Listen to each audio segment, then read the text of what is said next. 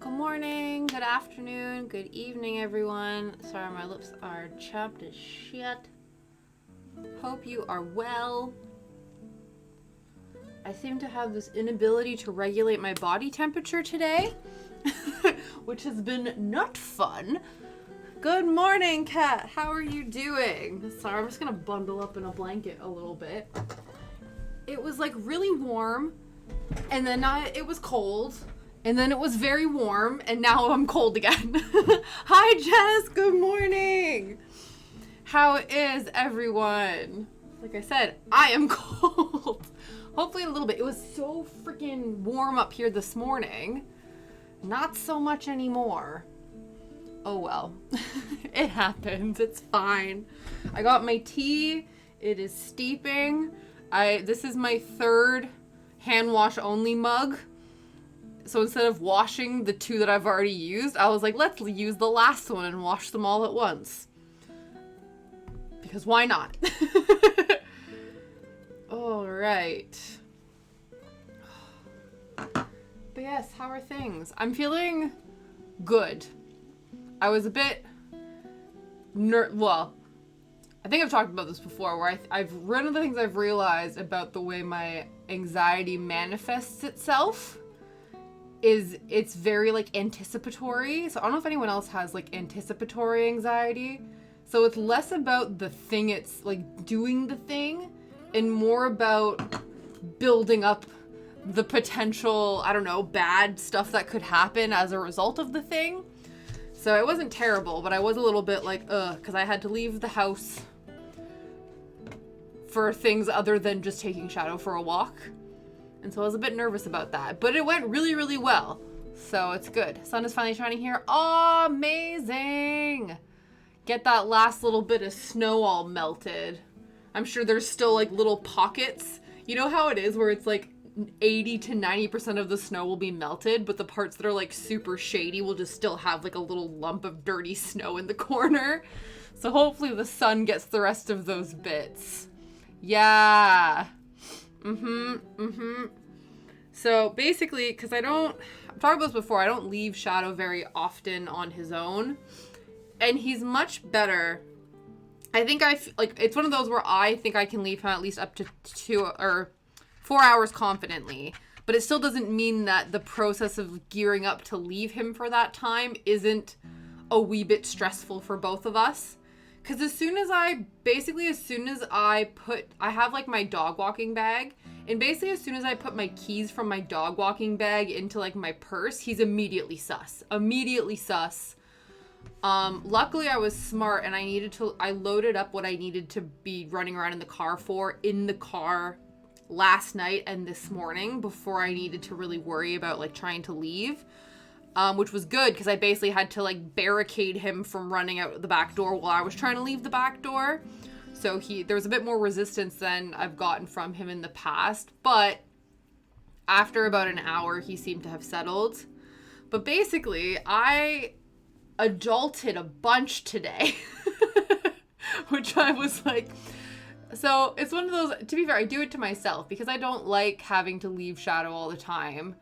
And I much prefer just going on walkies and doing crafts and not leaving the house a lot if I don't have to. I try to plan all of my activities that require leaving the house on the same day.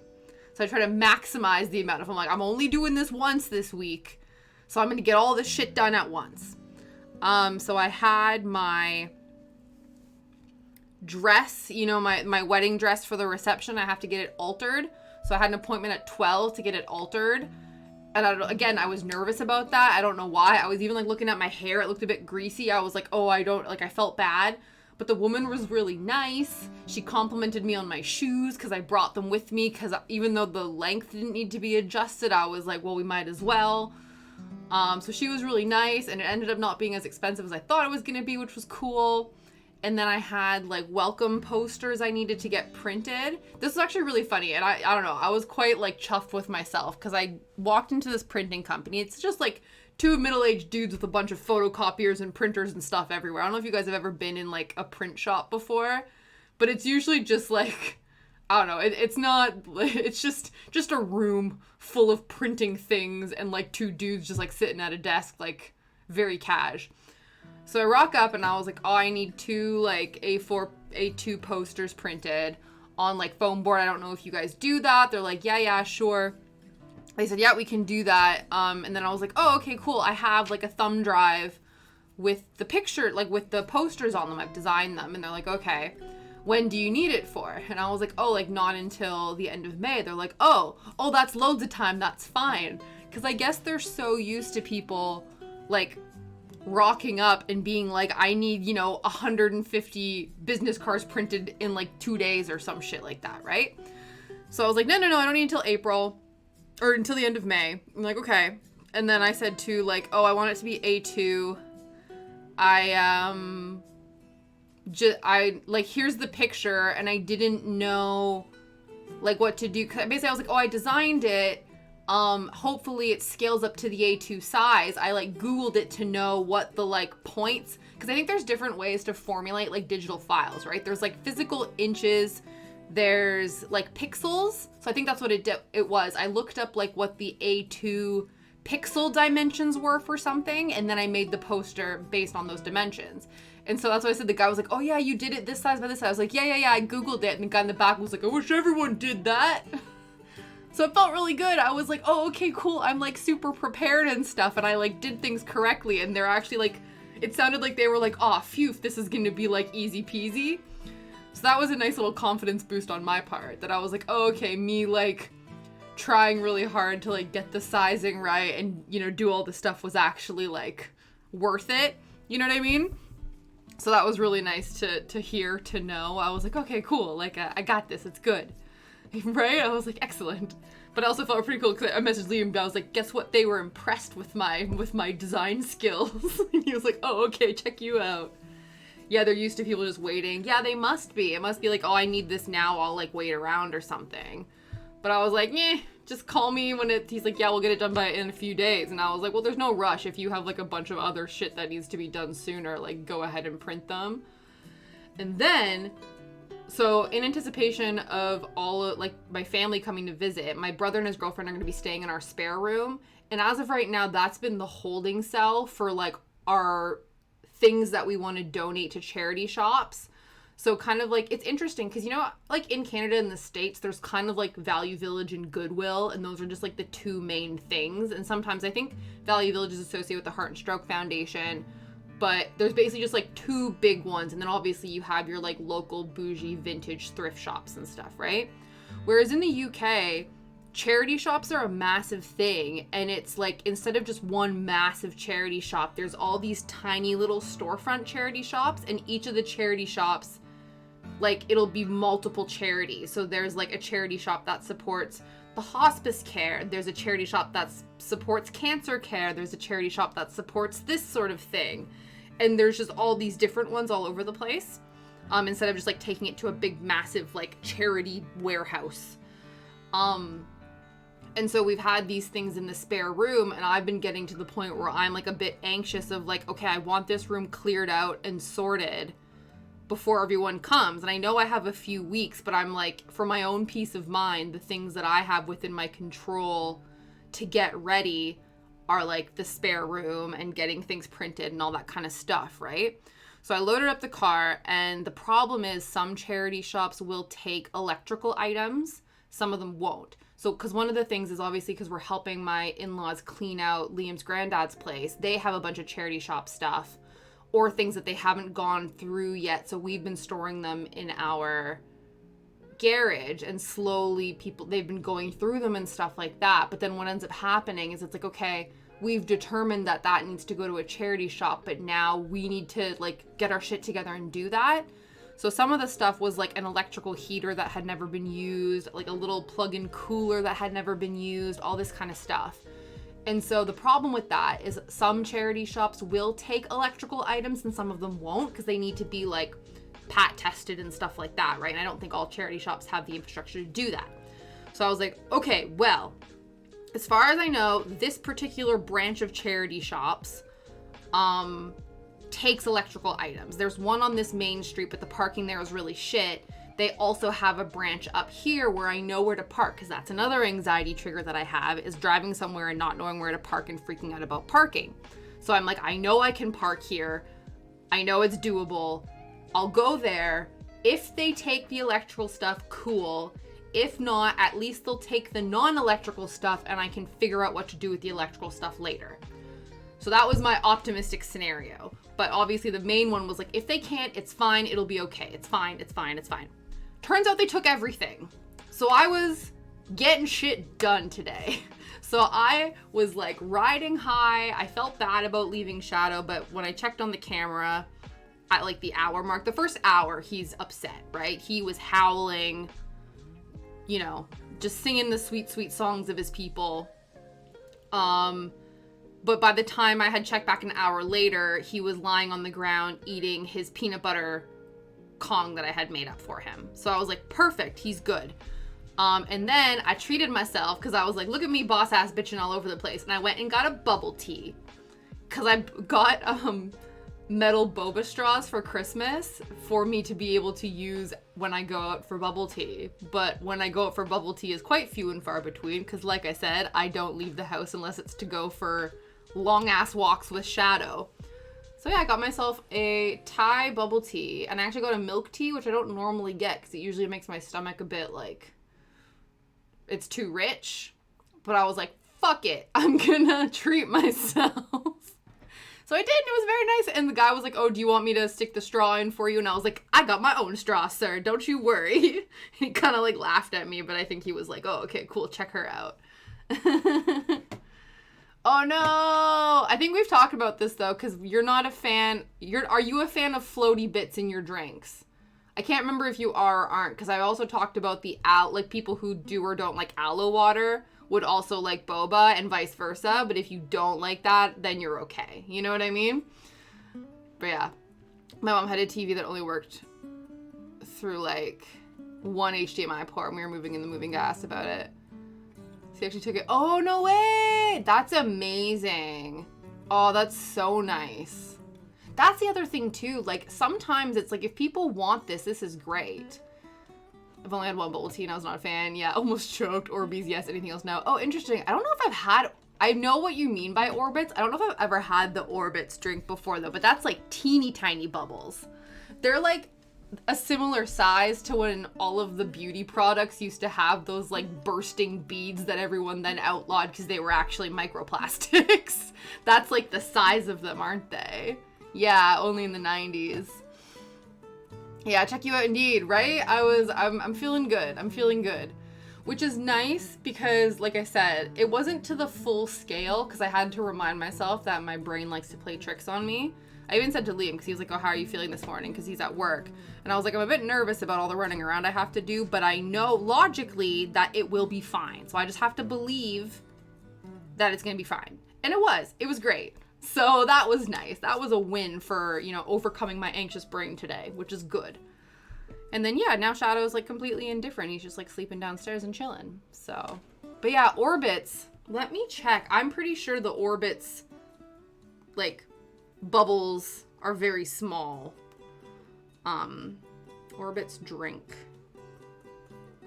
Orbits beverage. Oh, maybe not. Oh, no. Yeah. Yeah, they're tiny. Teeny tiny floaties. You might be okay with the aloe water. Because I feel like aloe, it's not as cylindrical. Like, they're not as round. But they're a similar size. But yeah, boba is much bigger than this. So I could see that being no bueno for you. But that's the nice thing, like you said, about, like, movers or people. I'm not sure. That's fair, though. Hey, man, I'm not going to push aloe on you. That's the other thing, too. It might, you know, you might not enjoy the flavor. I'm not going to be like, you're going to love it. It's going to be great. No. You know your taste buds better than I do. But yeah, so it was an okay morning. So that's nice. So things are slowly coming together, which is good. Yeah, because my game plan is to get shit done before everyone rocks up. Because, yes. Because, you know, the family wants to do all their sightseeing and running around and such. And so I would like to do that and not worry about all the other things. So, good afternoon, sir. How are you doing? How are things? Guys, Saul had a cheeky Nando's the other day, and it was terrible. No bueno. No fan. No fan of the Nando's. And honestly, I don't blame you. I got up, loaded the dishwasher, started it, washed some lettuce and chopped it up. Ooh, chopped up my salad toppers and then took out the trash. I was still 30 minutes. No way. Damn. Look at us being extra adulty boss ass people today. That's awesome. I've not quite made the transition to having salads for lunch, though I want to. My problem is I'm not always a big fan, or I don't always want a salad every day. Right? Nando's more like no thank no's. Yeah, Nando's more like no dose. Yeah, you're right. I can't think of anything. I'm a boss ass bitch. Speaking of boss ass bitches, this is like adjacent. But one of the things I was doing this morning when I went for my walk with Shadow. Okay, I clearly can't needle felt and like rant at you at the same time. Let's get started and then I will continue my stories. Cause I'm just like, I feel like I'm flailing and I'm like, okay guys, maybe, you know, we can do both. Both things can happen. Let me just remember where we left off. Needle felting this brown shade. So we've done some of these and now we are going to continue. And then I will talk about boss bitches some more. So we have two more stems to do and some little thingies here. Yeah.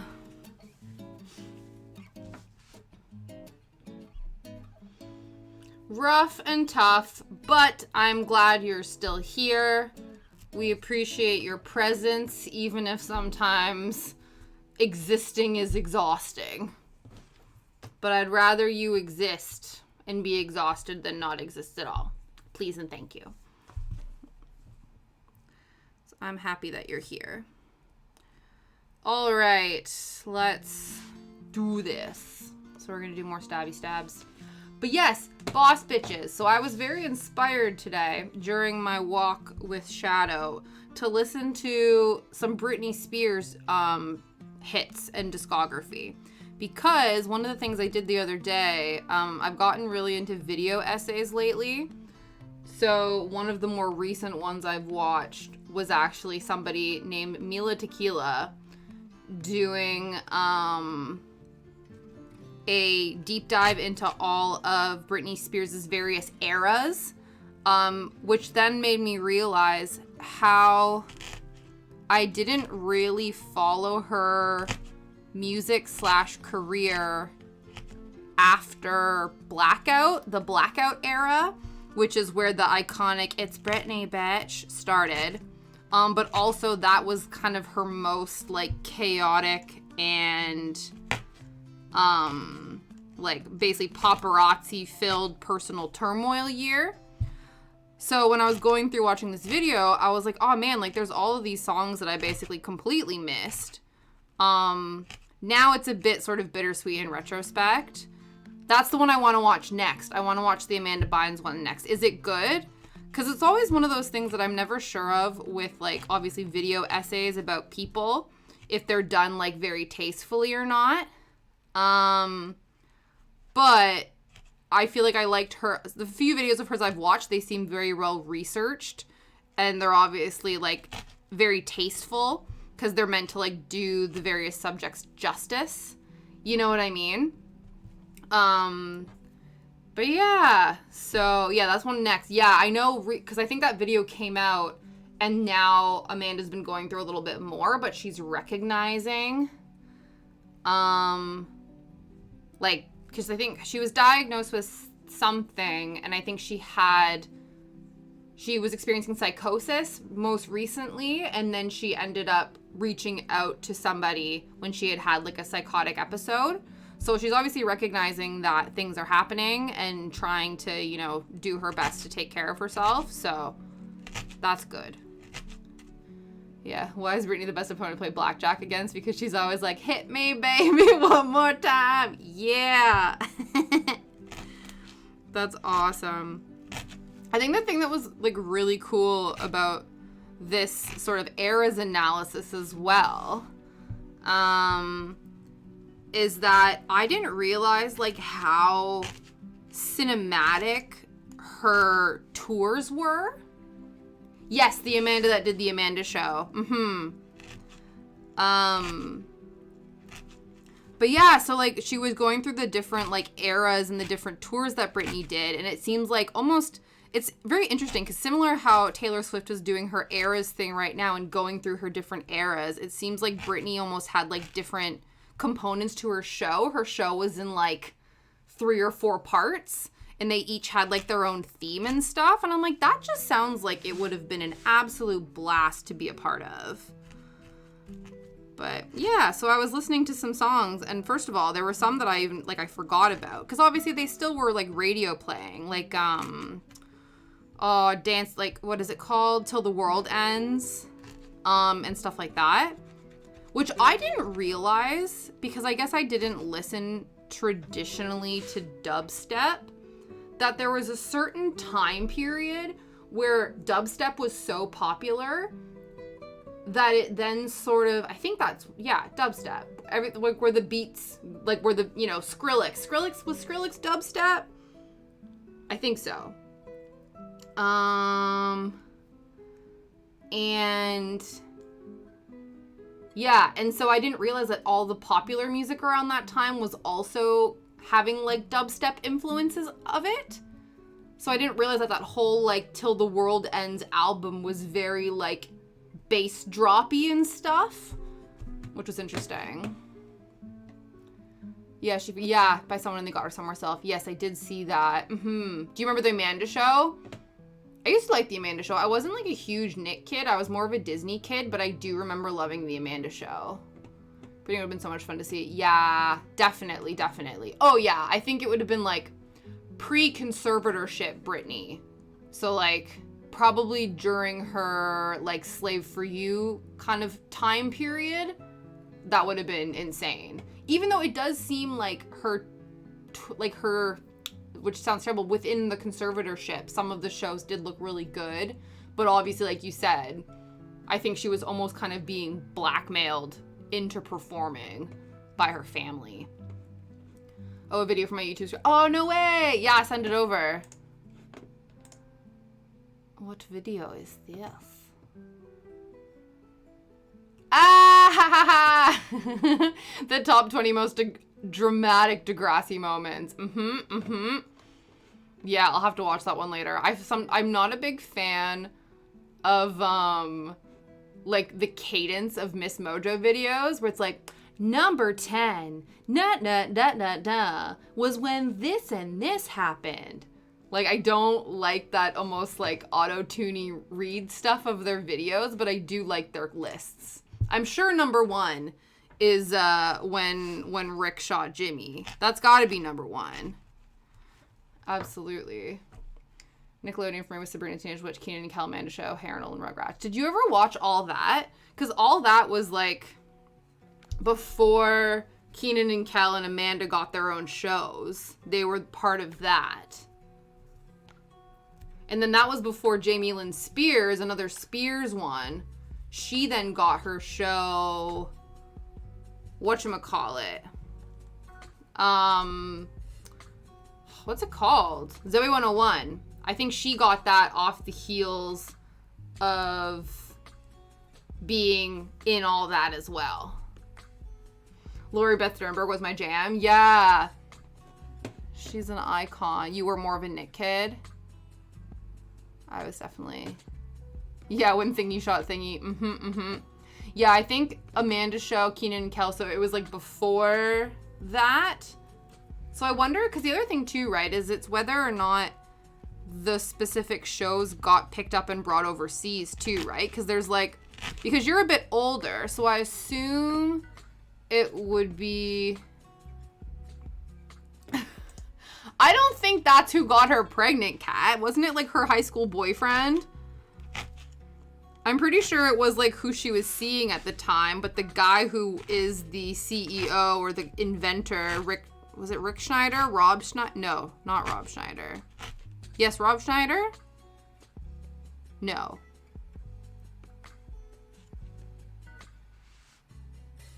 And how it's the CEO man, isn't it? But yeah. So it, whatchamacallit?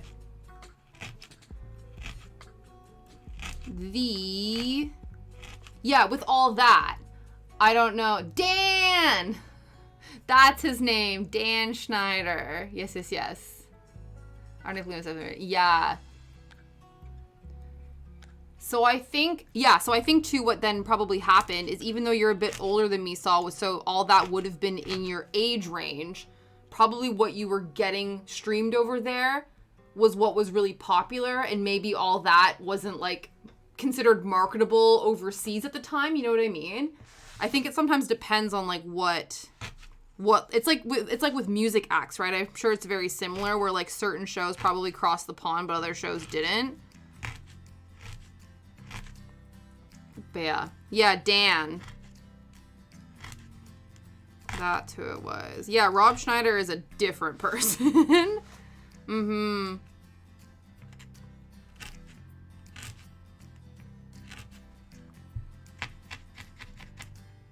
But yeah, that was one of the things that, well, wasn't it allegedly, was, yeah, you're on the Dan, yeah, definite. Oh, are you, you're on the Daddy Dan conspiracy train.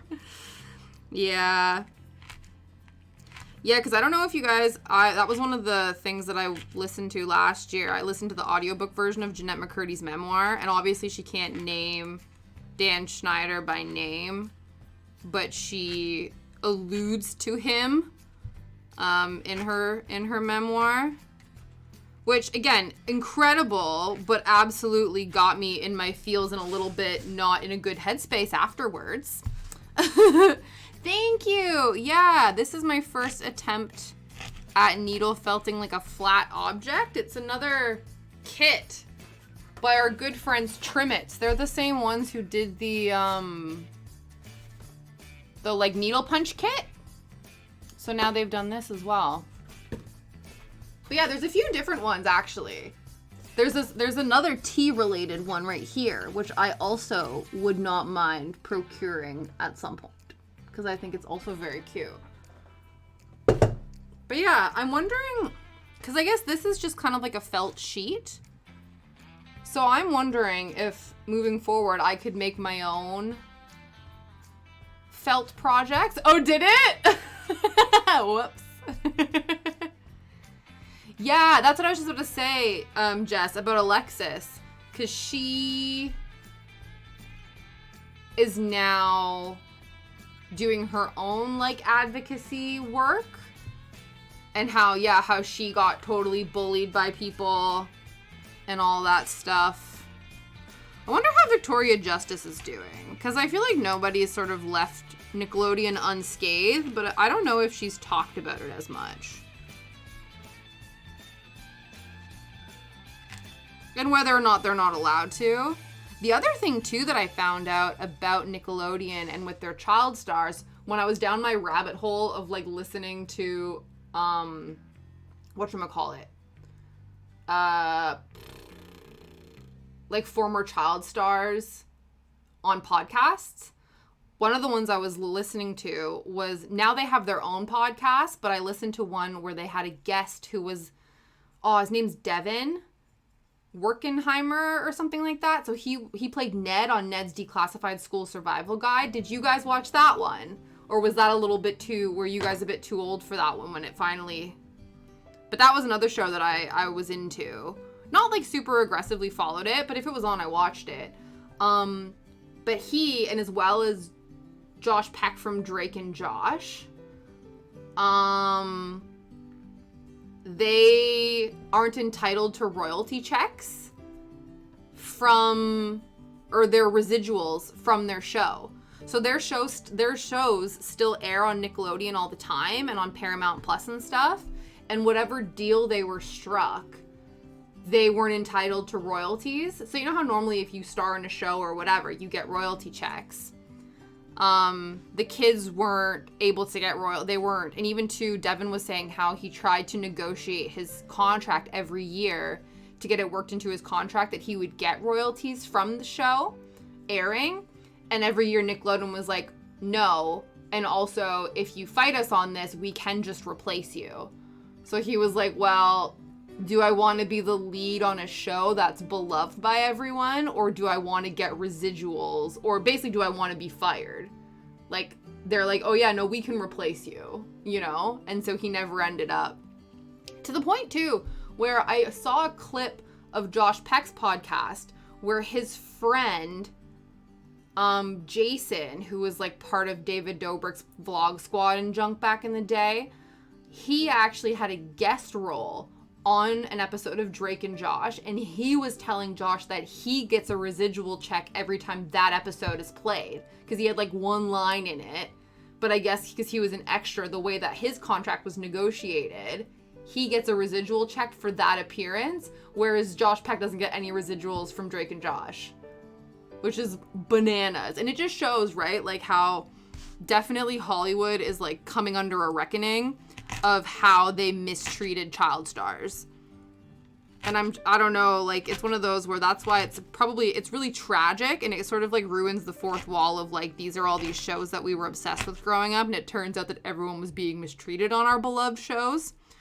But I think it's good that they're speaking out, because then it'll obviously get any future children that are acting in shows, hopefully laws change that then give them the protections to make sure that they get paid equitably and fairly. But yeah. So yeah, that was my most recent deep dive into those things. Her ex-husband too. Really, yeah, I've not learned as much about Alexis, but I do see stuff because she's been campaigning on behalf of a lot of people, like all the big names. So I think she's like protested outside Nickelodeon. She's protested outside of certain record companies because they protect abusers and all that kind of stuff. So she's really doing really good advocacy work.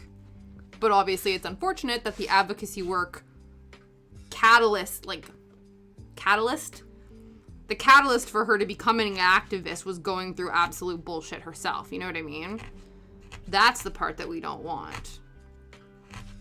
I'm like, I'm glad you're doing good things with your platform and making changes, but I'm sorry that you had to endure insane trauma to motivate you to do that, you know?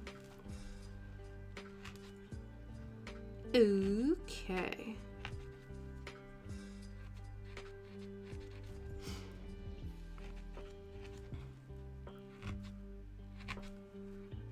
But yeah. So I'm revisiting, you know, to say as I deep dive into all of this, you know, I'm revisiting Britney's discography. That's where that conversation started, didn't it?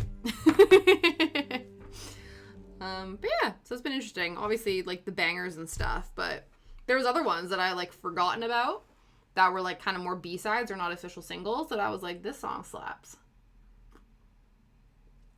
What You See Is What You Get, I think from her second album. Very good. Oh, the other thing too, it was really sad the other day. What was it? Over the weekend. I decided, so Liam was away for the weekend, and I hadn't like sat and watched a movie in such a long time. And I have a list of like movies I'm interested of watching.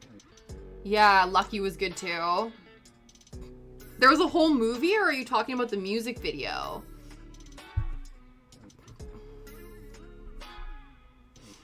Because either or, if there is a movie. Because I know there was a movie that she executive produced with her mom, I think. And then obviously there was the incredible, infamous Crossroads. Which is a fun time. Okay. For Lucky. I'm going to have to look that up. Because I know as well, she obviously was in the promotional material and the song. There was that movie called Drive Me Crazy with Melissa Joan Hart, speaking of Sabrina the Teenage Witch, and Adrian Grenier that apparently was called something else, but then they got the rights to Britney's song for the soundtrack. Yeah, is that the one? Is that the one? Yeah, I've actually never seen that movie. Again, it's on my to-watch list. Yeah, and then she was in the music video. That was a really good one. And also that music video is iconic. She has like this green satin top on. I also didn't realize too, again, in watching this like deep dive into the Britney eras, that she actually, I forget, it was pre-conservatorship. She actually had knee surgery, which then obviously like in terms of recovery and things like that for her dance skills and stuff. So everyone, I guess, like later on down the line was like shitting on her, like dancing for not being as good and for all this kind of stuff. And I'm like, bitch, she full on had knee surgery and she can still dance amazingly just because she can't dance the same way she could when she was 17. Like, everybody needs to chill, but I had no idea she had knee surgery. I wasn't the one, like, I was never like, oh, she can't dance anymore. Because also I was like, I'm sure I can't move the same level I could move when I was 17 either. But yeah, so that was interesting. But yeah, it's on my list. So again, this is the issue I was having the other day. So Liam was gone for the weekend. And I was like, I've not watched a movie in like a long time. Like sat down and watched a film. That's it. Tonight, me and Shadow are going to curl up after dinner and like watch a movie. And it's going to be great. And let's find a movie to watch. I shit you not. I spent an hour going through both Netflix, Prime, Disney Plus, and like there would be moments where I'm like, maybe, because you know when you like have films you want to watch but you're not necessarily in the mood to watch certain things, where I'm like, I'm not really in the mood for this, I'm not really in the mood for this, I'm not really in the mood for this. And by the time I figured out what I wanted to watch, it was like, it's now too late. I want to go to bed at a decent time. I can't watch a 2-hour movie now. It's too late. So I ended up watching a stand-up special, which was fine. It was really good and I enjoyed it, but it was not, it felt really sad. I was like, really, bitch? You can't make a decision? You have all these streaming services and can't make a decision on what to watch? I think part of the thing too, though, was that I think I had found a movie I was interested in watching. But it was on Prime, but it was on their Freevee channel, which is that it's free to watch, but with ads. And it was going to be a 2-hour movie. So I was like, well, there's free options without ads, so maybe I should find one of those. And then I couldn't. I should have just watched the damn thing. So that's what ended up happening. You had a huge crush on Ali Lauder. And I didn't realize she was in that movie. I know her the most from watching Heroes for the first couple seasons, and she was a badass in Heroes. So is Hayden Panettiere. She's making a bit of a comeback, but also has been going through it as well. She was in Legally Blonde? Oh my god, really?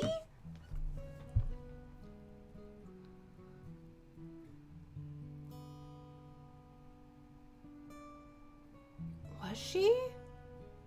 Also, I don't know if you guys realized that the soundtrack for Legally Blonde has like all of the early 2000s like decom, rom-com jams in it. Because my friend the other day, when we went for afternoon tea, my friend was talking about how, she was Brooke.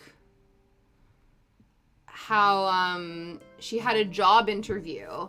And so what she did to psych herself up was listen to the song that's playing when Elle Woods is when she's studying to get into law school. And so I couldn't remember what the name of that song was.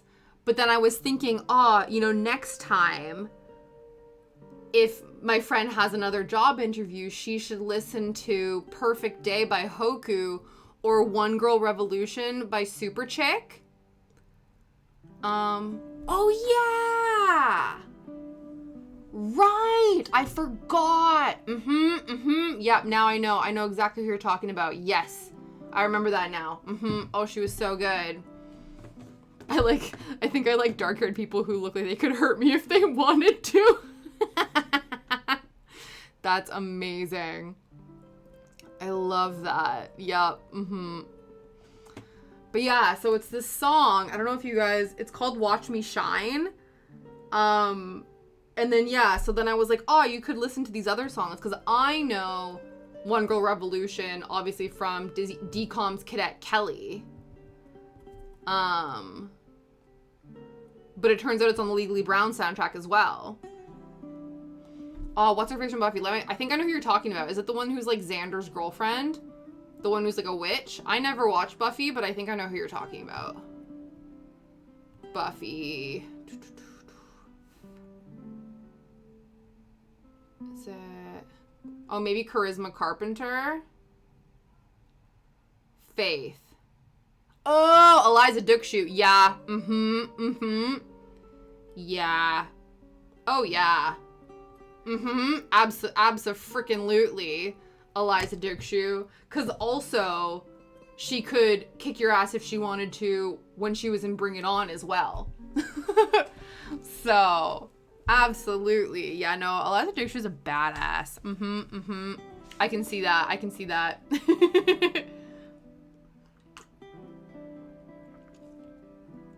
It's true. Her name does have a very Star Wars-esque tone about that. I had that movie.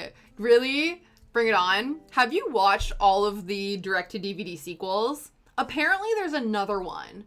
There's another one who, speaking of Degrassi, but this was Degrassi Next Class. It's now starring one of the girls who was in Degrassi Next Class. I think it's on Netflix. But there's so many direct-to-DVD Bring It Ons now. I was low-key thinking about this the other day, because you know how I like to set myself little nostalgia challenges. And we've done my DCOM ranking. We've done my Ghibli ranking. But part of me was kind of like, maybe I should watch and rank all of the Bring It On movies, just for fun. I'm pretty sure they're all on Netflix. So I'm sure I could watch all of them. I bet you, though, one of them isn't, because that's usually how Netflix plays. But there's so many now. I've seen, like, the other one. Yeah. To be fair, the second Bring It On, the first Bring It On sequel is trash. I remember it being god-awful. But then, of course, now, obviously it's not aged very well. But the Bring It On All or Nothing with Hayden Panettiere, Solange Knowles, Francia Raisha. I think that's how you pronounce her last name. And Rihanna has cameo in it. That one, nostalgically, is a banger, even though I know it's probably super cringe, especially when Hayden Panettiere attempts to Karump, which we all know now. Obviously, when I was a child, I was like, yeah, man, Hayden's going so hard, like, check her out. But as a 31-year-old woman, I'm like, oh no, oh dear God, baby Hayden, no. Absolutely not. That's just not it, you know? It's not an option. But yeah, that one was all right. And then there was another one. I think the last one I ended up watching was one, I think Ashley Benson of Pretty Little Liars fame was one of the stars in it. And they performed at like Universal Florida, or like, I think it was meant to be Disney, but it wasn't actually Disney. And Ashley Tisdale had a cameo. And I think they were competing to like perform in Ashley Tisdale's music video when she was like doing her girl bossy post Disney era music career. Oh, Saul, thank you so much for the resub. I appreciate you. Thank you. I'm so glad to have you here. But yeah, do you guys not remember? I think it was He Said, She Said that she played, or that she sung. That was a bop. It's kind of, I don't know, I feel like it's kind of cringy now, but I remember feeling like it was a bop when I was in high school. I was like, yeah.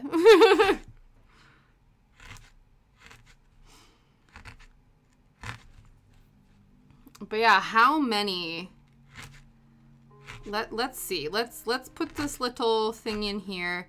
The other issue I was having, I think, is because there were a lot of movies that I had wanted to watch, but like, you know, nostalgically. But then I also was like, oh, I feel like some of these movies would be better watched like with another person. You know what I mean? Like, were certain movies where I'm like, yeah, I could watch, you know, even the Hunger Games. I was debating rewatching the Hunger Games because I'd not seen the last few movies. And I was like, I can't just watch Mockingjay. I would have to start from the beginning because I forget I guess I could just watch the crib notes and be like, yeah, this kind of is what happens. But I felt like if I was gonna watch those, I should probably watch all of them. But yeah, let's see how many Bring It On sequels there are. I think I've probably seen most of them, so I probably could rank them on the spot. I've never watched the last movie. Yeah. Again, and that's another one. The other one, too, is I've not watched all the Twilight series. Only ever saw the first one. And I feel like I would like to watch them all just to say I have. But that also feels like I need to watch that with people. That needs to be like a friend, like a cringy 2000s friendship rewatch. You know what I mean? Okay, cultural impact, legacy. Oh, there's a television film. So, Bring It On is followed by 5 direct-to-video sequels and 1 television film. Interesting. So there's Bring It On Again, which I know is trash. I remember it being trash. Bring It On All or Nothing. That's the crumping one. In It to Win It. That's the one with Ashley Tisdale. Yeah, Ashley Tisdale and Ashley Benson. We got double Ashleys. Fight to the Finish. Oh, that's the one with Christina Milian. I don't think I've seen that one. Remember when Christina Milian was like doing a bunch of movies? But yeah, so that's Christina Milian. I don't think I've seen that one. Bring It On Worldwide Cheer Smack. This is starring one of the chickies from Degrassi, Next Class. So that was direct to video. The 6th installment. Wait, 1, 2, 3, 4, 5. Yeah, okay. And then, oh dear. This is a made-for-TV cheerleading comedy slasher film that aired on Sci-Fi on October 8th, 2022. Oh my, it's called Bring It On, Cheer or Die. Look at this campy monstrosity. It's obviously starring nobodies because Missy Pyle is like one of the top starring people, and I'm assuming she probably plays like the cheer captain mom or the principal or something like that. Oh my god. Yeah, the film differs from its predecessors, and it partially ditches the series' usual comedic tone and incorporates more horror elements. Although its final rating, she is the principal. Yeah, that's what I figured. Reception. I'm sure it flopped. Yeah, the film scored 20% on Rotten Tomatoes. Though I'm sure the other ones have not scored much higher. Let's see. What Cheer Smack? What were you rated? Oh, it doesn't say. Except Common Sense Media rated it 1 star. Okay. It obviously doesn't have enough. Let's go to IMDb and check. See if there's a Metacritic score. I'm sorry, guys. I'm doing investigative research right now. So I don't, we will get to the stabbing, but we need to investigate this. Okay. So. Oh, you are already perfect. See, Kat knows what's up. So, original Bring It On. 52 on Metascore. Bring It On Again. Has no Metascore. Okay. That's not helpful. That's fine. Let's go to the next one.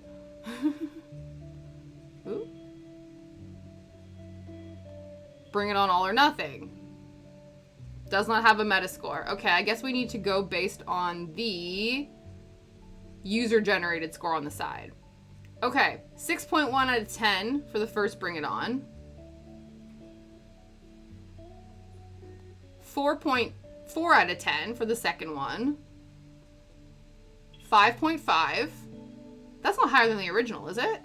Oh no, okay. Original is 6. We went 6, 4, 5. Okay. 6, 4, 5, 5. To be fair, I didn't hate this one. You know, the one with Ashley Benson and Ashley Tisdale. I remember not hating that one. And Bring It On, Fight to the Finish. 5.1. Okay. Maybe.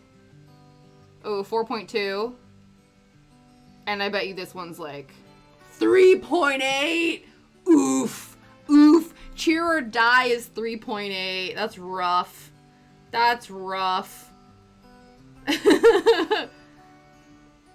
So the ones that star people who we know, basically the ones who star like celebrities have better scores. Because the second sequel had like nobody really that famous and interesting. Obviously the original is the GOAT. The one starring, yeah, Ashley Benson with Ashley Tisdale cameo, Christina Milian. Yeah, that makes sense to me. I am intrigued, though. I'm intrigued. I may need to, again, this might need to be a thing. Jeez, Cheer or Die. Could you imagine? You'd be like, death then? I can't imagine being a cheerleader. I don't know. I remember my high school had a cheerleading team, but like not really. It was kind of made fun of. But my best friend like had her like high school vision of like she wanted to be the popular cheerleader girl.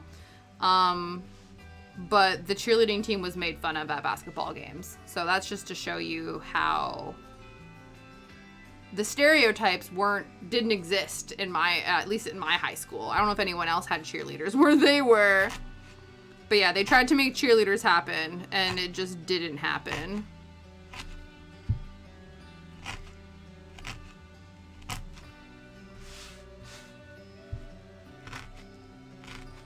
I feel like cheerleading is a much bigger thing in the States than it ever was in Canada. Except I know where my aunt's friend was a teacher in Alberta.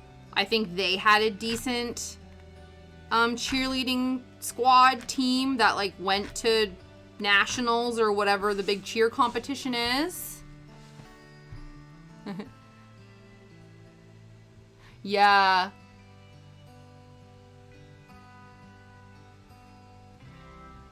Yeah, I don't really know because there's obviously like a cheer captain, but yeah, there's no, I don't know. Yeah, you're right. I guess it's more like, yeah. Because that's when it kind of goes into dance territory, doesn't it? Where it's like you could have a dance leader, but then everybody is sort of dancing pre-rehearsed. But I don't know how that works with, like, football games and stuff. You know what I mean? I don't know.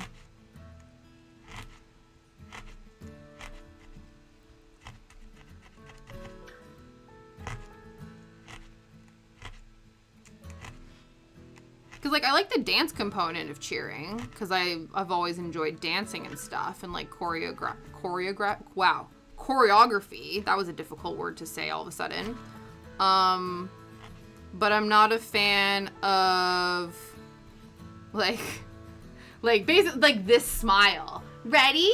Okay. Like, this, constantly.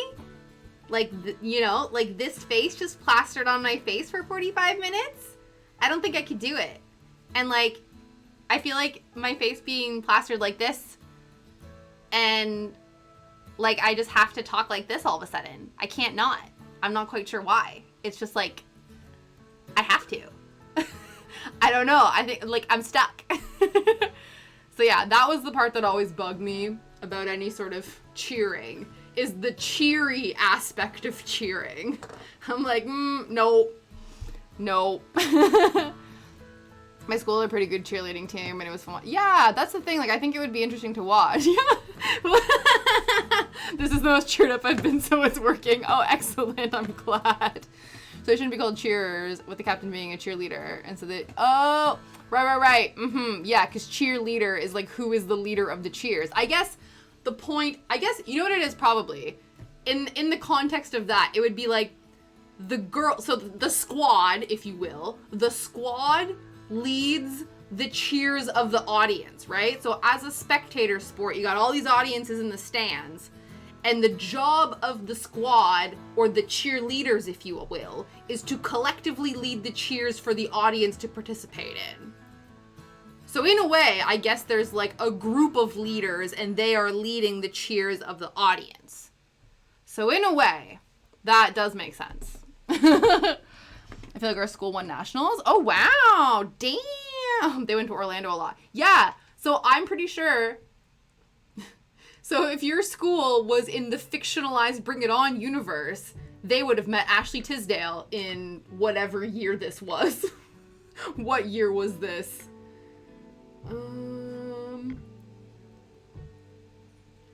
Where is it? –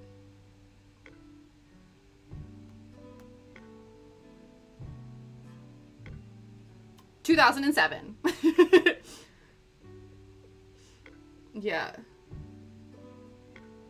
Yeah, I'm pretty sure.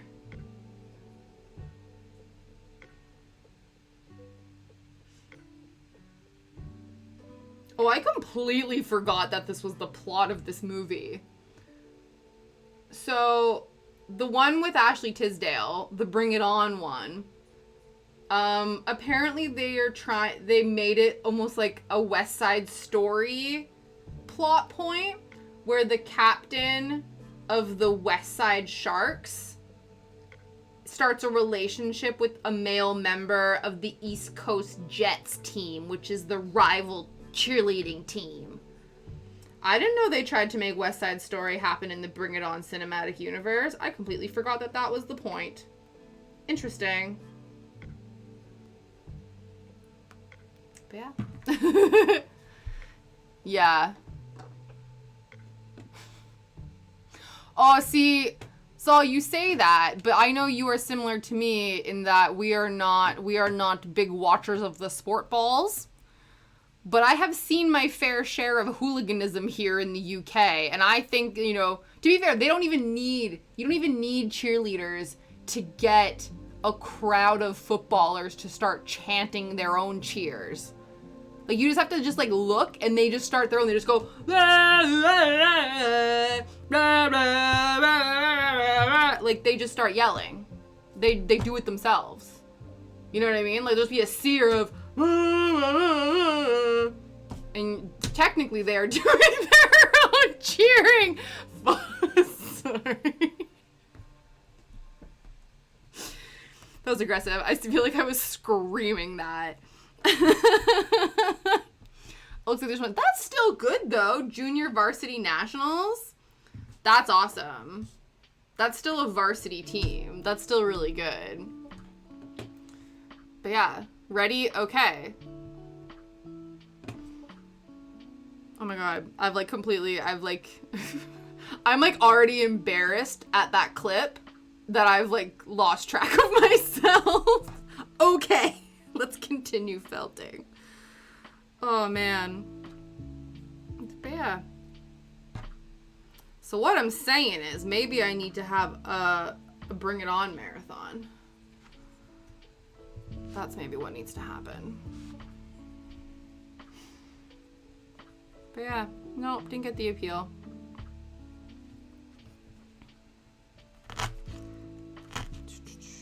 Oh no! Oh no! Should I be afraid? It's just me yelling. Okay, one second. Let's assess the damage. Let's assess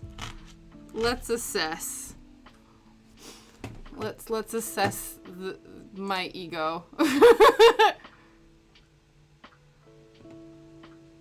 But I have seen my fair share of hooliganism here in the UK, and I think, you know, to be fair, you don't even need cheerleaders to get a crowd of footballers to start chanting their own cheers. Like, you just have to just, like, look, and they just start throwing, they just go,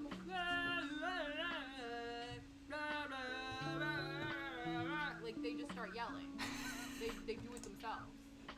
You know what I mean? But I have seen my fair share of Am I wrong? Am I wrong? I don't think I am. Oh, that's so silly.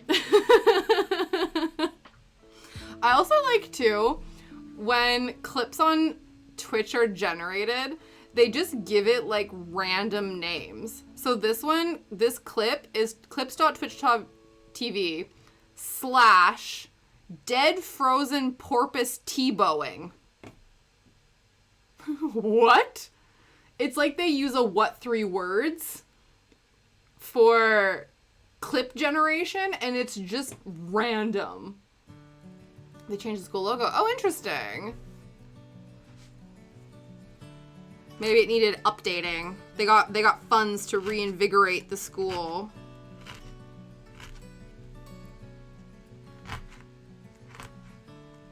It's always interesting when, like, logos have a rebrand. Our pet store, Pets at Home, just had one. Ah, that makes sense. That's good though. Yay, progress. Maybe societal pressure. Good. I'm glad they did. Good for them. Jess is dead. Oh man. Yeah.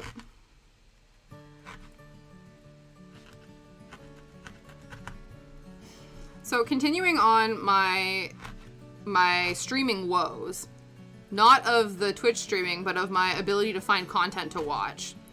Because aside from watching like YouTube videos and like video essays and stuff, again, like I said, I've really struggled. It took me an hour to find a movie, and even then I didn't find one. But I did finally start watching a show. I don't know if you guys have heard of it. It's called Girls 5 Eva. So basically, it's like a parody.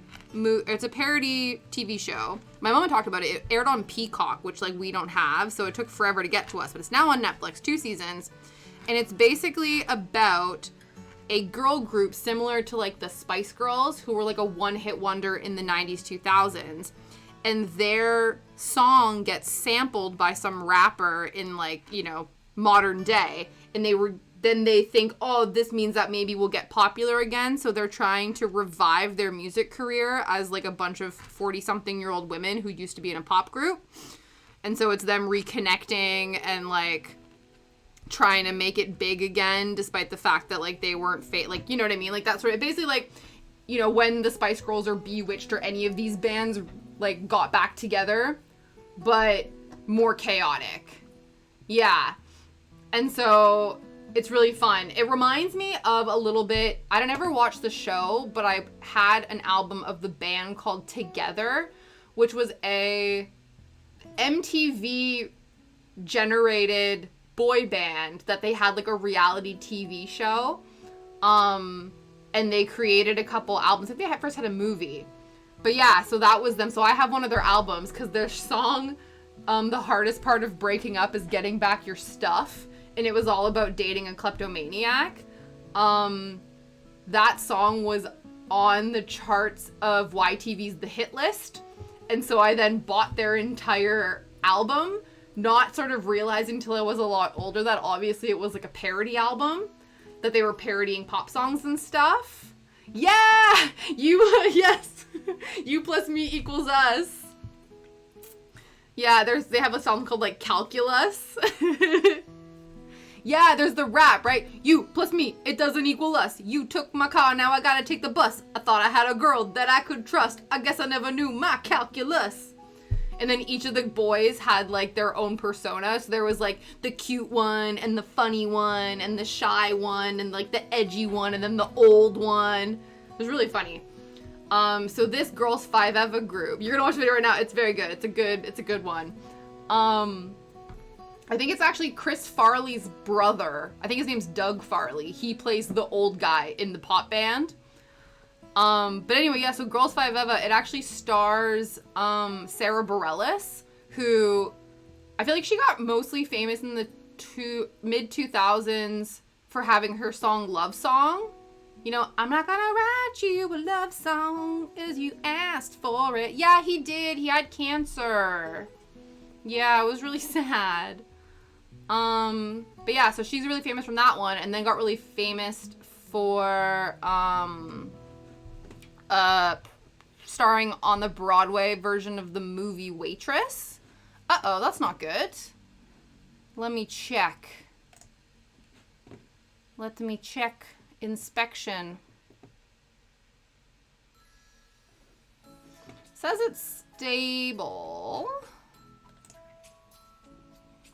Wonder if I just reload mine, because I know sometimes it pauses and starts up again. Let me just reload the Twitch manager. We'll see if that helps.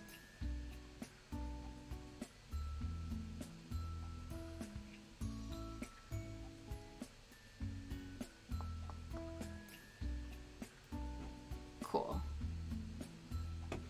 We'll see if that helps. The fan is going crazy, so hopefully things are okay. But yeah, it definitely doesn't look seamless. I think my stream preview is dragging. Yeah. No, definitely. But if it's happening to more than one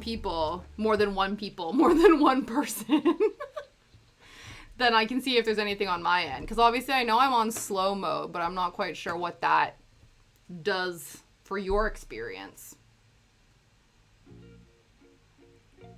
All right. So so Sarah Bareilles stars in it, and also Busy Phillips, who I just think she's a hilarious person. There's a couple other people as well. But one of the parts that really made me laugh is when they were getting back together.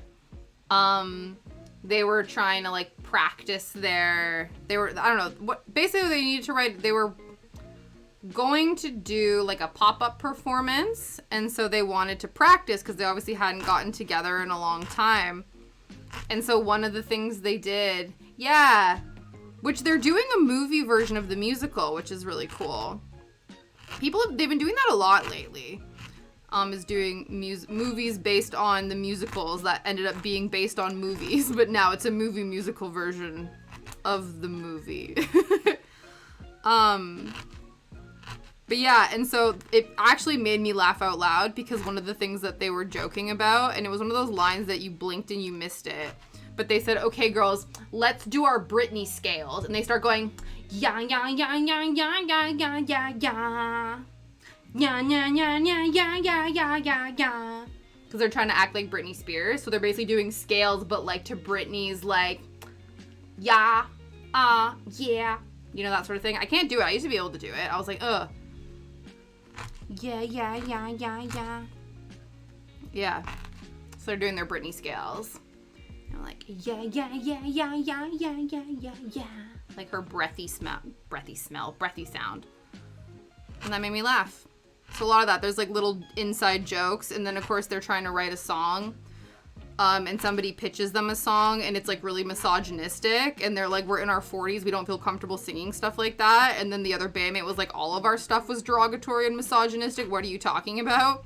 And they have these like different clips of songs, of like music videos that they were in when they were in their band, and it's like, yeah, if you get cheated on, it's definitely the woman's fault, and like, we're just girls who are barely legal, and all these like, you know, basically legitimate tropes that were in songs in the 2000s, and they were like, holy shit, I never realized that our music was so like, you know, internalized misogyny 101. So that was really cute. So just poking fun at like different tropes and things. Exactly. But yeah, it's really good. So if you've never seen it, Girls 5 Eva.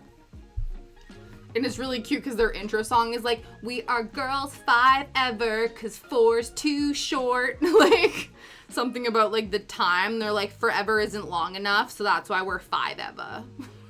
You're like, okay. So yeah, it's really cute. So would recommend. But again, still haven't found a movie I want to watch, except there are tons of movies on my to watch list. I've just not anything I'm currently in the mood for. But yeah.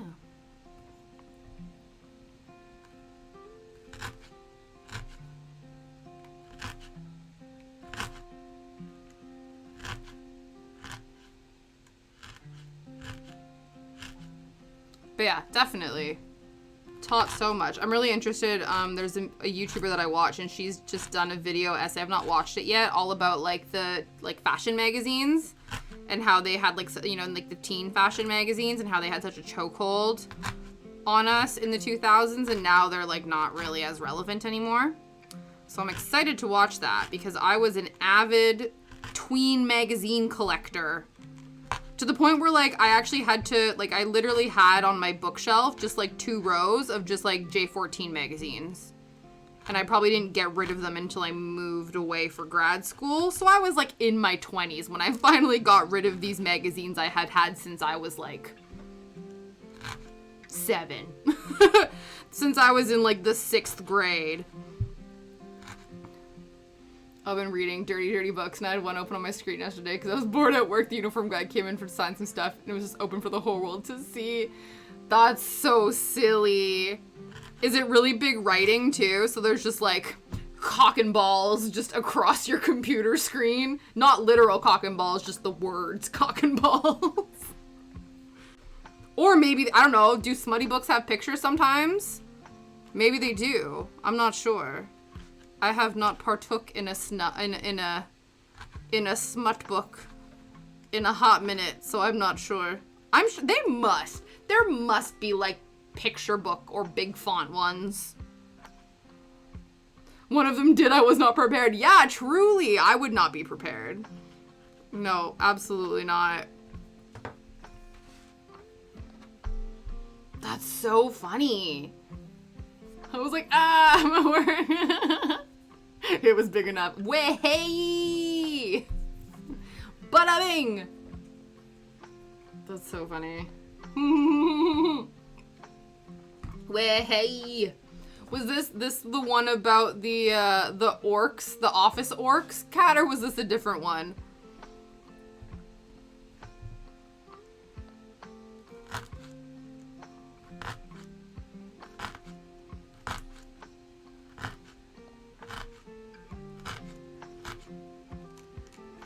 It's funny because my mom used to pick. It was the office orc one. No, that's the one with the picture. Oh no! Oh no!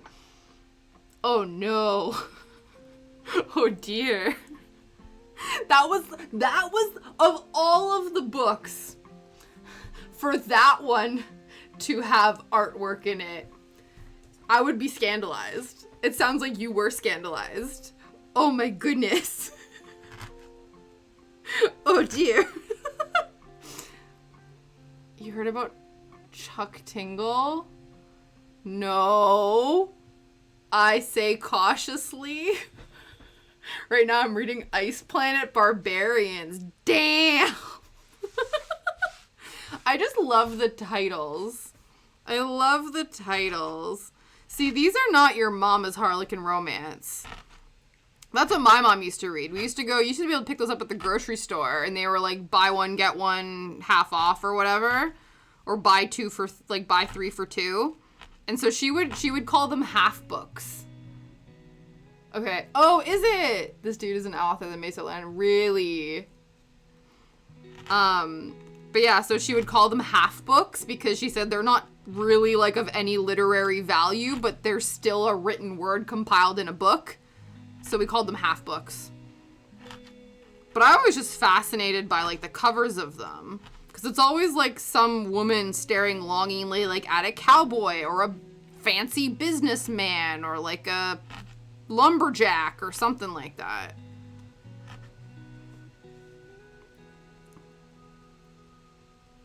Yeah, is that too much? Yeah.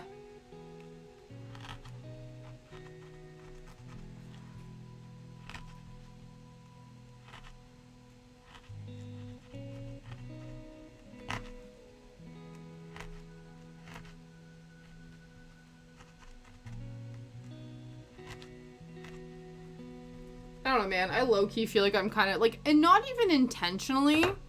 Maybe just because I'm no longer, I don't know, was I ever? It's one of those things where you just, like, realize, like, how performative sexuality and stuff is. Because, like, I feel like, you know, back in the early 20s and stuff, and the concept of, like, looking sexy and, like, doing all those different things and whatever, like, that was a thing that I did, but I don't know if that was because I was just trying to appeal to, like, I don't know, I guess because everyone's just trying to feel desirable and stuff like that. But now I'm kind of like, I feel like a bit of a prude. Because I just, like, don't have any interest in, like, quote-unquote scandalous things. I don't know. I'm just, like, a basic vanilla bitch now, I guess. Or it's just, like, I don't know. Like, I'm just not interested, which is interesting to me. But, and then that's when I'm like, oh, was I ever interested in those things? Or was I just doing that because that was, like, you know, you're performing your gender and performing desirability to the person, like, you know, to the gender that you are attracted to. You know what I mean? Vanilla is so underrated. Touche, Saul. Too fucking shay. Absolutely. Vanilla is underrated. Yeah. Yeah, that makes sense. That would make a lot of sense.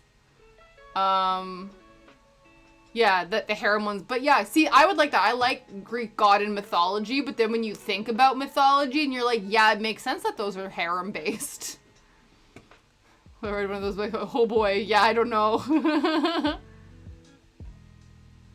Oh, really? That's so funny. I always think about that, like, because I'm like, oh, like, it's just, yeah. Usually the thing, too, is when that is, like, they want them to be like that. And not being funny, but in a lot of those things, they're not doing any of the fucking work. You know what I mean?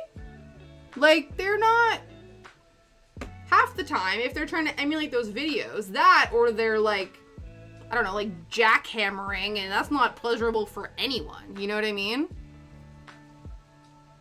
But yeah. So it puts more work on you. You're like, no, maybe that's what it is. Maybe I'm just tired. You know what I mean? Maybe I'm just tired. I'm like, no, no. This conversation has gone off the rails. Yeah. Yeah.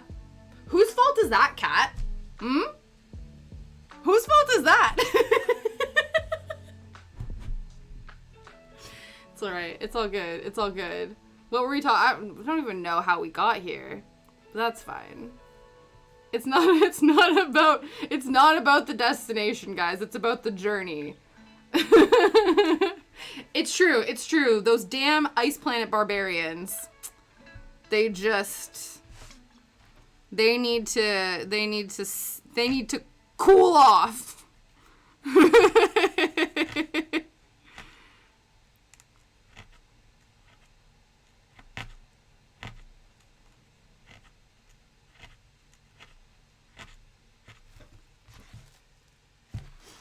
Love it.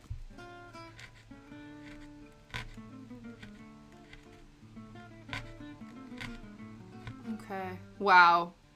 Has it truly been like an hour and a half? It's an hour. Okay. We've been doing this for an hour and a half, and I've only done this one thing. That's fine. It's fine. It's not a race. It's not a race. It's fine. It's all good. There's no rush. It's more just... It's true. It has been... It's been nostalgia day, not craft day. It is true. It's true. Slams it down. Listen! Yeah. It's all good. No, it's true. I feel like, you know, to be fair, it's not every day that I come speaking of adventures from the outside world.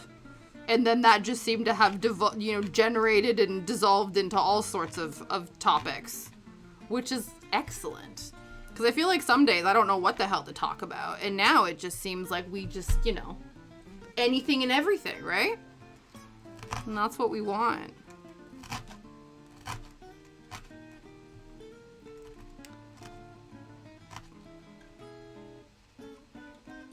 I'm like, we can low-key blame Bring It On for all of this. I don't even know how that happened.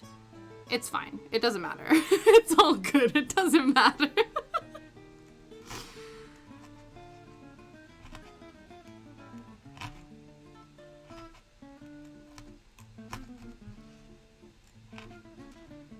Okay. Cool. one of the things I've been doing, which it's kind of awkward, but pick up a saucy cookie. Yeah. Listen, I don't claim to be a family-friendly channel. I've never intended to be one, but I don't explicitly stay 18 plus either. I would like to say I'm probably like a 14A. I don't think 14A is a rating here in the UK. In Canada it is. Because I feel like we're a bit saucier than PG-13. I think PG-13 you're allowed to say like one swear word. You know what I mean? So I think we're a little bit more, I feel like I'm in between PG-13 and 18 plus. You know what I mean? There's like somewhere in the middle. It used to be? Oh, it used to be America. A book about ketchup. Yeah! Hey man. A book about sauces. Okay, 18A used to be one. Yeah. That's what I feel. I feel like that's sort of, that's the line. That's the rating, that's what I rate myself. I don't know. Maybe I should start putting that in. You know how people put 18 plus in their like video descriptions and bios? I should start putting 14A. Jaws was 14A. I saw it when I was 13. I stood tall. Yeah. To be fair, it's 14 with adult accompaniment. Did you see it by yourself? Or were your parents in the room?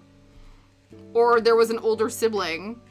Or something like that. Do y'all use ketchup a lot? No. Yeah, to be fair, I don't. You know what is the sauce of the Brits, it seems? The sauce of the people is mayo. That seems to be the sauce of the Brits. At least what I've noticed. And that's one of the things, I never messed with mayo. That's so funny. I used it the other day and caught myself, well, this has been a while. That's so funny. I love that. I was never a big ketchup person. Like when we used to have hot dog day in primary school, I would be the one weird kid who would always get mustard on their hot dog. I would never do ketchup. If I did have ketchup, I would put it on like tater tots. But now it's just mayo all the goddamn time. Which is funny because I never did that. 14 seat alone, if you're younger. Yeah, exactly. Yeah. Oh, right. You saw it when you were 14. Oh, okay. But you saw it when you were 13. Yeah. So you did need adult supervision. I thought maybe you snuck in and pretended to be 14 when you weren't. Ha! Really? I don't remember that. That's interesting. Mustard on pizza. I'm intrigued, but I don't think so. I really use condiment at all. Yeah, to be fair, some people are like really not into condiments. Don't yell at me. Hey man, I would expect nothing less. Grade 4, that's so funny. You guys, if you don't know, Jess and I went to grade school together for many years. How many years? From the 4th grade to the 6th grade. And then she moved, sad face. But it was the only way that my parents would give me MSN Messenger. Did you know that? Did you know that, Jess? That was the only way my parents would give me MSN Messenger is because you moved away. And I was like, but I need to get MSN so I can talk to Jess because she's moved now. And that's how I got MSN. So you are the reason I had MSN Messenger. Yeah. Oh, I loved it too. I've only recently tolerated mustard. It also depends too, right? And also, that's another thing too. Mustard will get you in trouble, not get you in trouble, but you will have different expectations. It's similar to when you go to the States and order an iced tea, and if you don't order a sweet tea, you're just gonna get black tea on ice with no sugar. Similar to if you are in Britain and you ask for mustard, they will give you French mustard. So you know, like the mustard that's like the Dijon mustard, like Dijon sort of horseradishy mustard. They don't give you the bright yellow French's mustard. That's considered American mustard, and you have to ask for that specifically separately. So my brother made that mistake one time when he was over, and he asked for mustard with something, and then they gave him Dijon mustard, and he was like, "What is this?" Yeah, it was. Yeah, MSN Messenger. I never used AIM. I remember AOL, but I don't think I ever had the messenger component. I only like mustard when it's mixed with ketchup, oddly. Oh, interesting. They do that. There was a time, I think they still do that, but I think, wasn't it Heinz? They released a bunch of almost like combo things where I think they did like a mayo ketchup, a mayo barbecue, and you could buy those.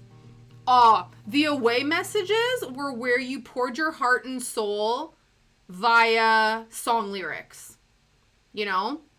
That was how you let your crush know that you liked them. What the hell is catsup? Catsup is when you're trying to be cute and call something else. It's like when I called, what is it? Like when people call spaghetti paschetti, it's like, I'm being cute. I'm pretty sure that's all it is. I'm pretty sure catsup is just people, like, somebody mispronounced it one time and everyone laughed and now it's like a cute little thing, you know? I think that's what it is. Yeah, the song lyrics. Speaking of song lyrics, speaking specifically, my brother would say specifically. Anyway, nostalgic lyrics.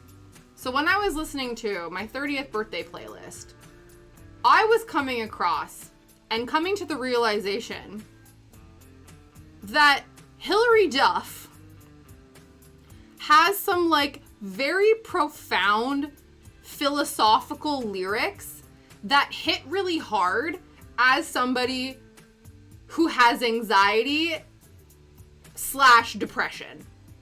Okay?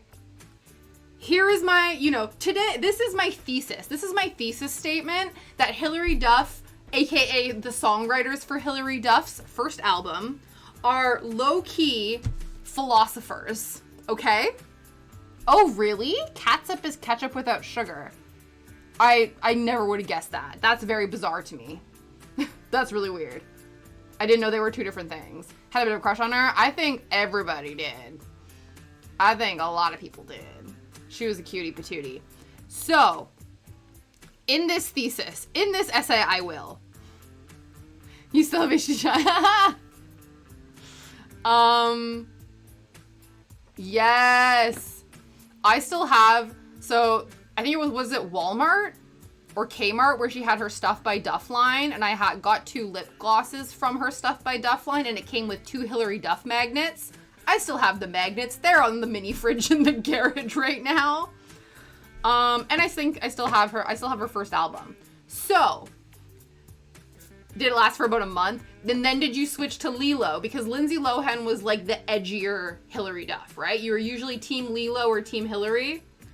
I think as much as I loved Hilary's music, and I kind of was more of a Lilo girl for a while. Oh, really? I remember seeing a lot of Hilary Duff walking posts. Oh, interesting. Yeah! She got nice legs. Yeah, she was in Candy's ads, wasn't she? Okay, we're getting distracted by Hilary Duff, and we're talking about her musical ship, her musicness.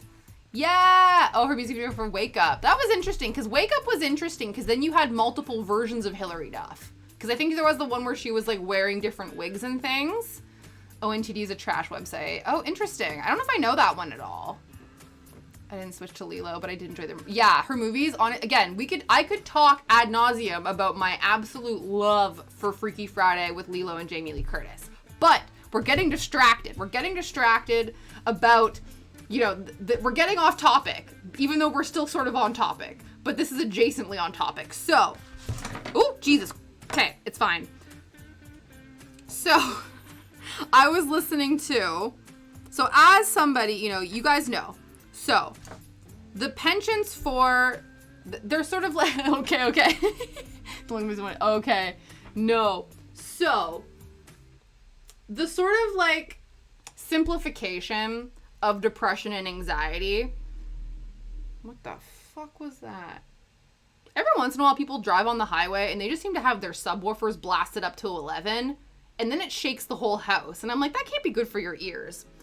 Anyway, so the sort of crass simplification is depression is when you spend all your time worrying about the past, and anxiety is when you spend all of your time worrying about the future. You know what I mean? So, obviously, it's much more nuanced than that. So So the whole point is like, sing it, but I will. Okay, let's do that. Let's do that. We will. I haven't done that in a long time. We haven't had a karaoke moment in a hot minute. We should do that. Noted. Okay. So, Come Clean. The lyrics. What? Yeah. No, wait.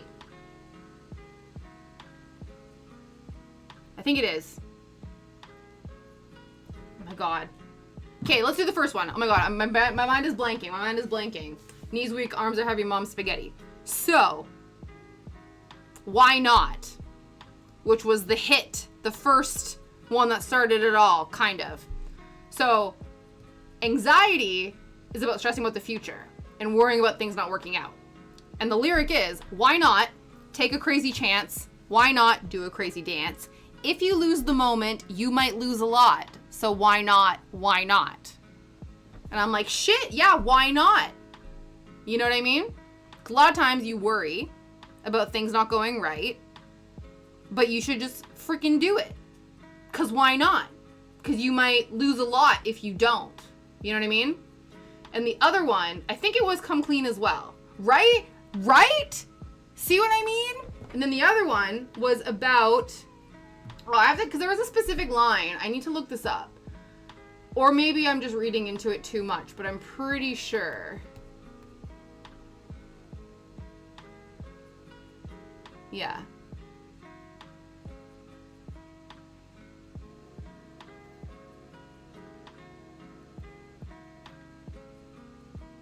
Maybe it wasn't this one. Yeah, if you lose the moment, you might lose a lot. Yes, exactly. I think it was Come Clean. No, you know what it was? It was So Yesterday. That's what it was. That was the song.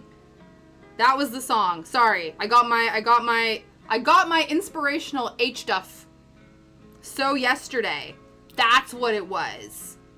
This one. Pff, blow your brains. Blow your brains.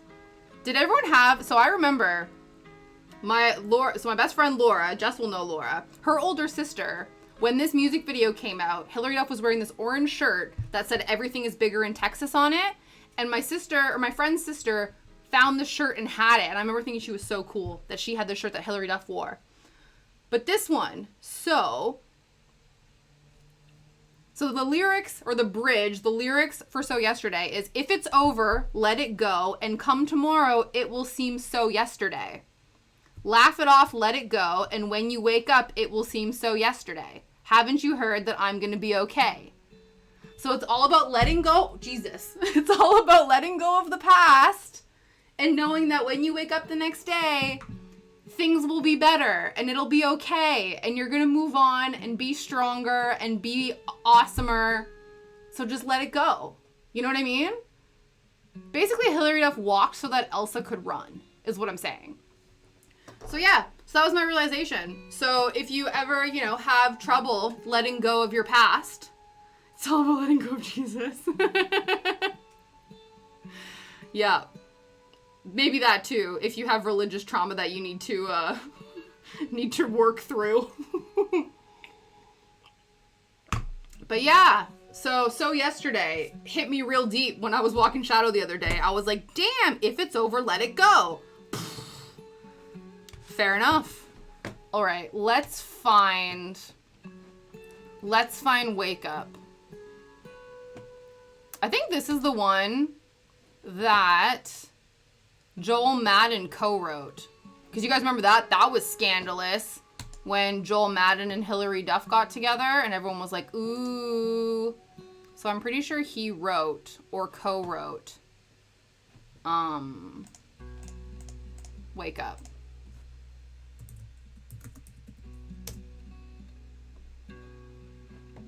There we go.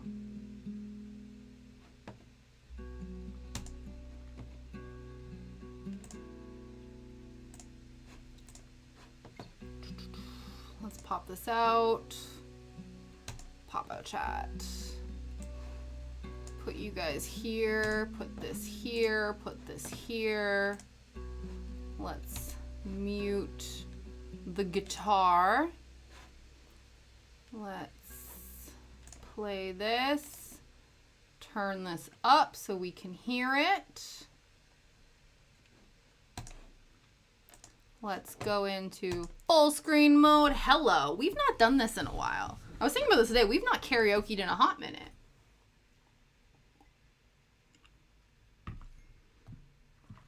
Are we ready for this? Am I ready for this? I don't know. Let's find out. Let's see if this is... Okay. This is like a deep cut. This is like the one that came out. I remember this. Hi! I remember when this song came out because she didn't release a new album. She released like a top, like a best hits album with like 2 or 3 new songs, and this was one of the songs on them. I think that's what it was. So you ready? For Hamisha. There's people talking, they talk about me. They know my name, they think they know everything, but they don't know anything about me. Give me a dance floor, give me a DJ, give me a record, forget what they say, 'cause I need to go, need to get away tonight. I put my makeup on a Saturday night. I try to make it happen, try to make it alright. I know I make mistakes, I'm living life day to day. It's never really easy, but it's okay. Wake up on a Saturday night. Could be New York, maybe Hollywood and Vine. London, Paris, maybe Tokyo. There's something going on anywhere I go tonight. Tonight, yeah, tonight. The city's restless, it's all around me. People in motion, I'm sick of all the same routines. They need to go, they need to get away tonight. I put my makeup on a Saturday night. I try to make it happen, try to make it alright. I know I make mistakes, I'm living life day to day. It's never really easy, but it's okay. Wake up on a Saturday night. Could be New York, maybe Hollywood and Vine. London, Paris, maybe Tokyo. There's something going on anywhere I go tonight. Tonight, yeah, tonight. This is gonna be a breakdown, I don't know. People all around you, everywhere you go. People all around you, they don't really know you. Everybody's watching like it's some kind of show.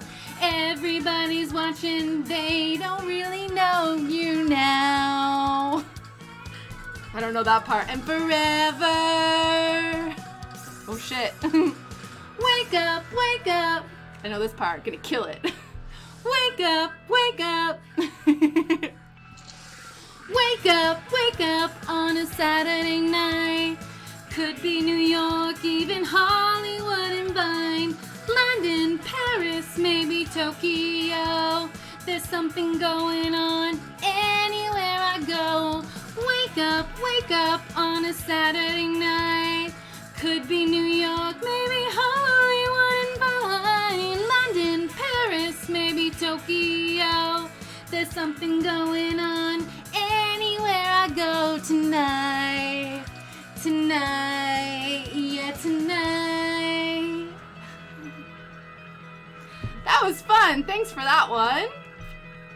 I feel like that was a bit of a deeper cut in my Hilary Duff discography knowledge, but I appreciate that. I feel like we've done that a few times where we sing like not, you know, like the main hit, but we sing like other awesome hits. But yeah, that was awesome. Thank you for that. Thank you for that suggestion. Oh, that was good. Yeah, we've not done that for a while. So even too, though, did you hear that in the bridge where it's like, I know I make mistakes, I live my life day to day. You know what I mean? Here we go. Once again, H stuff, dropping life lessons, hitting bars. It's great. But yeah, that's a good one.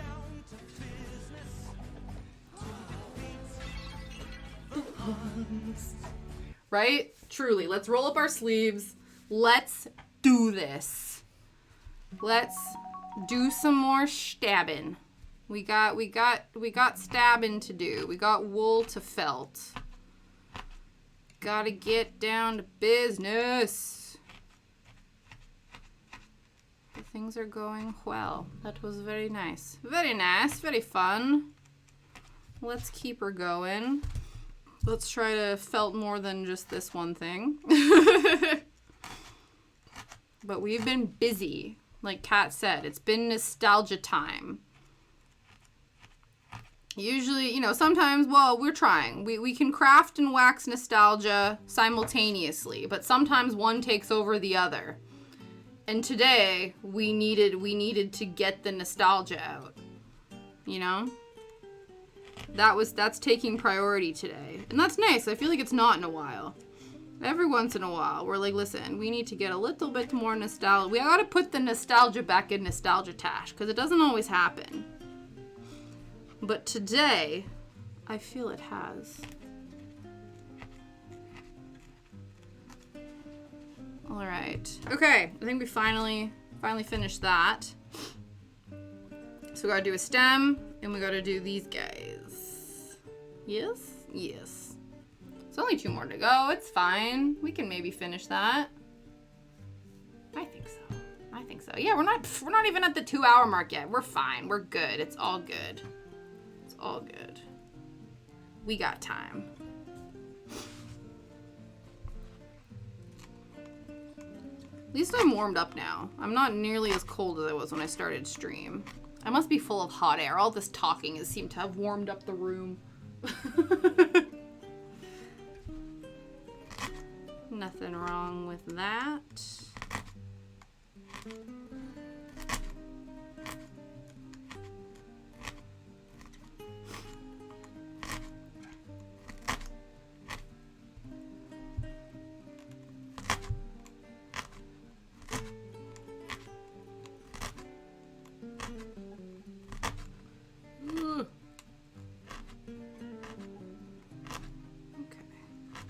Okay.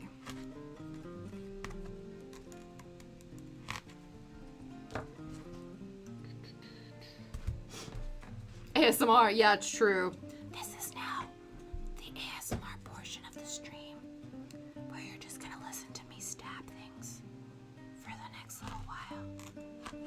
We're just recharging from all of the nostalgia we've been doing.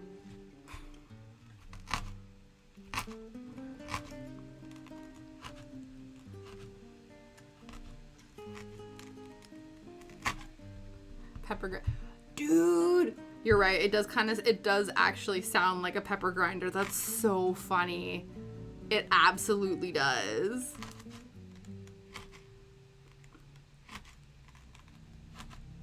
That I can't unlisten to that now. That's incredible.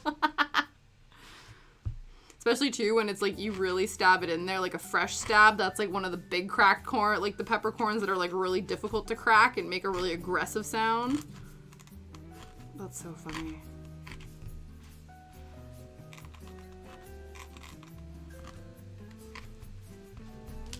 See, once we have a bigger once you're not a big fan of pepper, no. I do. I don't mind. There was a thing that my friend, I've not done it in a long time. But I had a friend in uni who put me on to when you got chips or fries, putting pepper and vinegar on them. Not even chili peppers or Dr. But yeah, well, you're a Mountain Dew boy. You're a mountain man. I know the doctor. You don't need the doctor. You're like, I'm busy climbing mountains. I don't need to report to the doctor. I'm good. My mom loves Dr. Pepper. That's like the one guilty pleasure pop. I tell a lie. Like, oh, there you go. There is a pepper. Mountain Dew's had its grips on me for years. Hi, Ningday! Good afternoon. How you doing? How are things? You like Dr. Pepper? Yeah. Like it, Red Hot Chili Peppers. I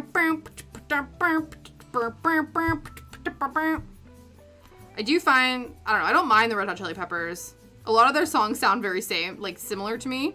They seem relatively interchangeable. But I know people who like fucks with the Chili Peppers hard, so. I think we talked about this before, isn't it? Yeah, Flea is the voice of the kid in the Wild Thornberrys. I remember we have talked about that before. I'm going to a fiber show. Oh, no way! What did you get? That's so awesome. What sort of wares did you find? Also, how's your cosplay going? Now that you're not sure about the competition, are you still working like really hard on your cosplay because you still want to wear it to the con, or are you kind of like over it? You know what I mean? Since it doesn't seem like the TwitchCon competition is happening.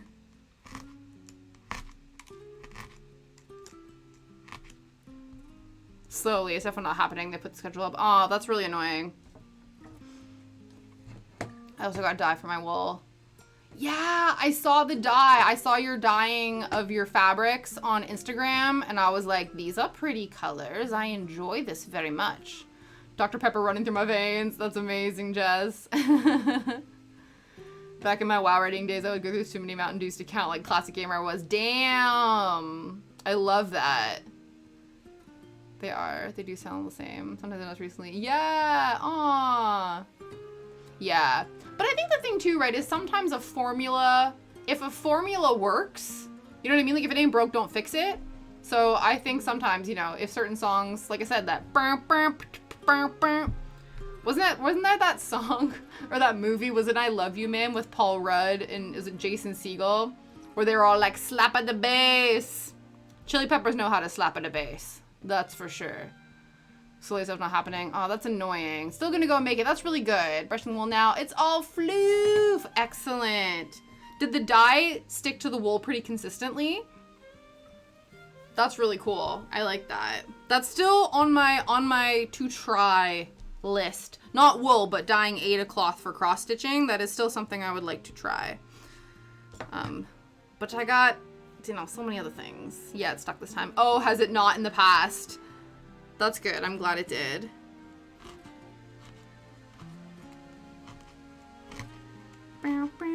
Now I have that. Now I'm gonna have that riff stuck in my head all afternoon. It's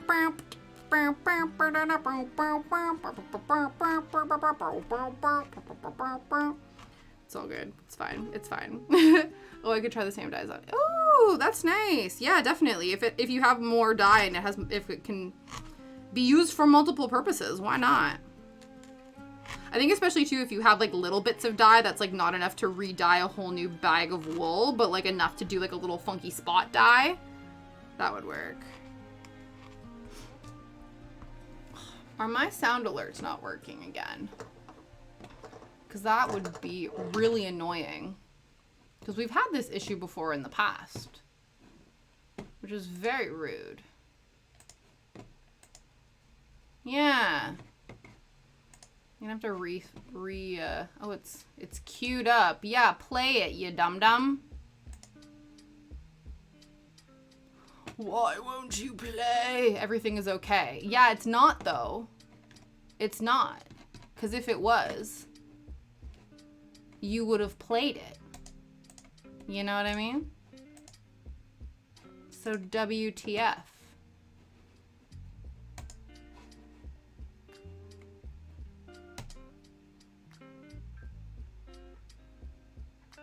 It was sent to the browser source, but it did not play on the browser source. Browser source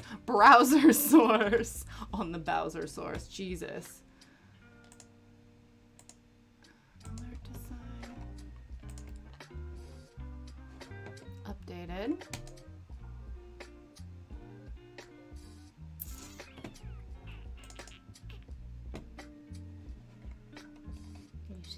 Okay, I wonder if the other ones work. Let's test.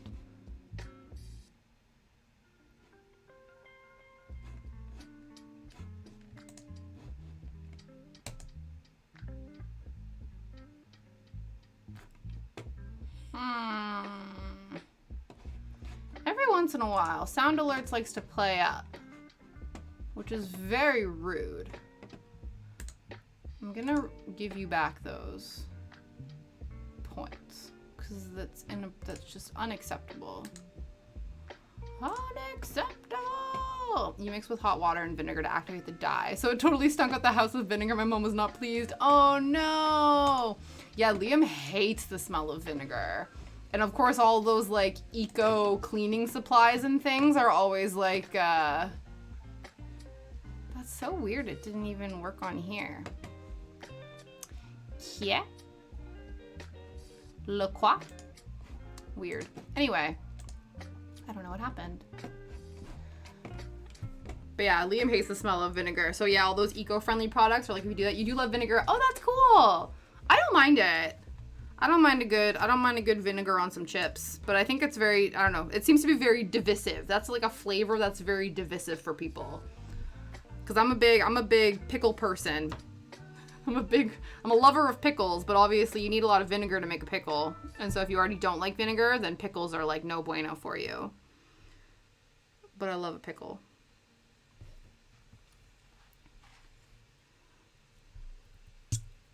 Ooh.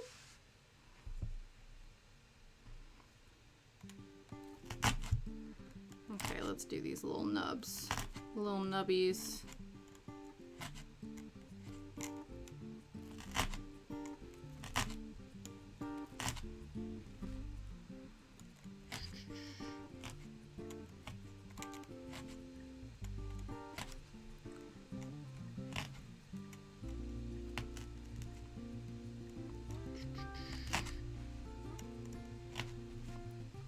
Yeah, I'm sad. Just know that I know that All-Star played, even though it didn't actually play. Let me do it right now. Hey now, you're an All-Star. Get your game on, go play. Hey now, you're a rock star. Get the show on, get paid. And all that glitters is gold.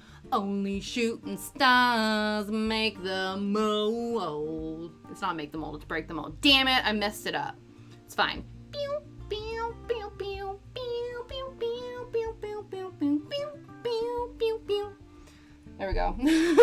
So it didn't play, but I sung it anyway. Maybe that's what would happen, because I said the other day I tried to add the chorus to Teenage Dirtbag to Sound Alerts, because I think that would be a fire sound alert, and it wouldn't accept it. Apparently the Twitch Autobot wouldn't accept Teenage Dirtbag, and so I was like, okay. So I even put like Teenage Dirtbag in like the Automod's allowed words in case it was like a bullying word or something. Still wouldn't let me add it. So now I'm confused and concerned. I like some red wine vinegar dressings. Oh yeah. That's not too vinegary though. Usually that's like, and it's also mixed with like spices and herbs. That's like a very muted vinegar. It's not like a smack you in the face vinegar. Okay.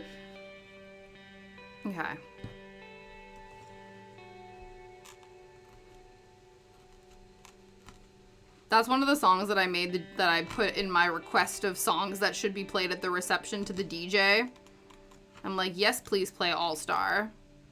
And then I'm gonna make my friend, who just said it was a lame meme song, dance to it with me.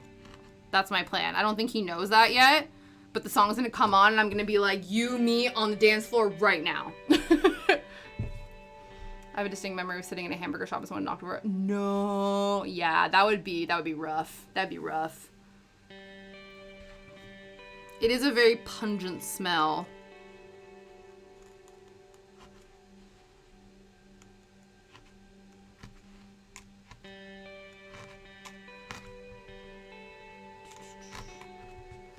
All right, okay, we're doing the little floofs. That's what we're doing. I keep getting distracted.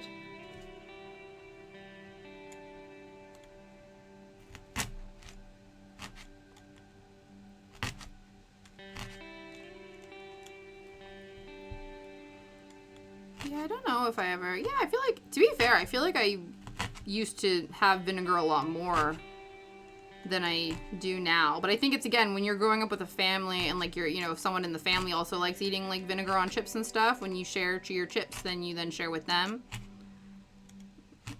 But I got nobody to share my vinegar chips with anymore. The other thing, too, that also really threw me off when I moved here is even, like, white vinegar says it's like barley malt, and so then that made me paranoid from the glutens of it all.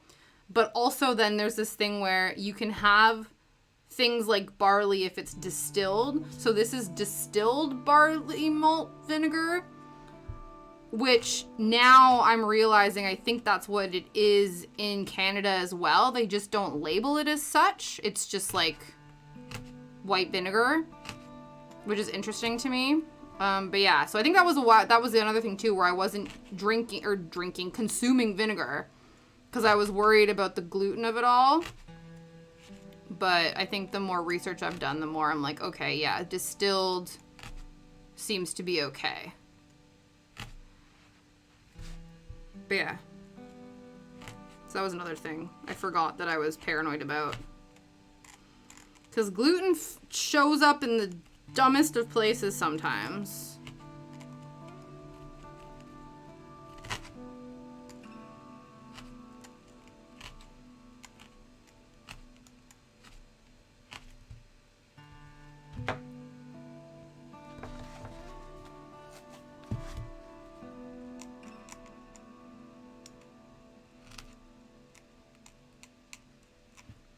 Don't want to see, like, I kind of stuck that together. Okay, go in there.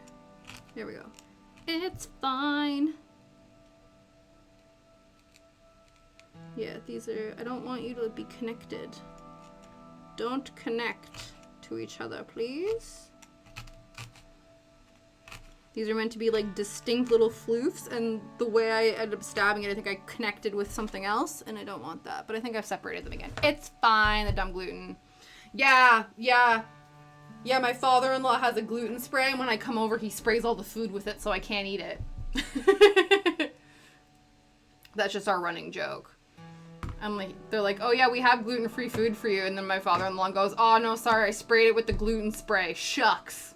And I'm like, ah, damn. Guess I can't eat that anymore. Yeah. But it's fine, because then for payback, I give him lukewarm beer when he comes over. So, you know, it's all about balance. I give him lukewarm beer and cold and lukewarm beverages. Lukewarm beer, lukewarm tea, you know. It's payback.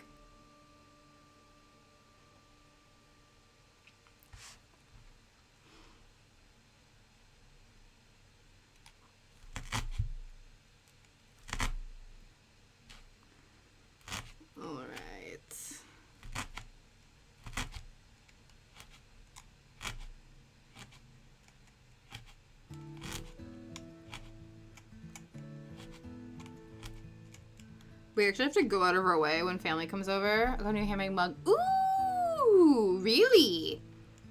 Aw, that's awesome. If you have photos of it, please do share in the Discord. I would love to see it.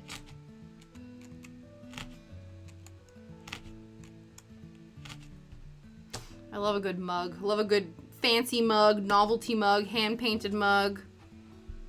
I think it would be fun to like go to a pottery class and make my own mug, or like fancy little teacup.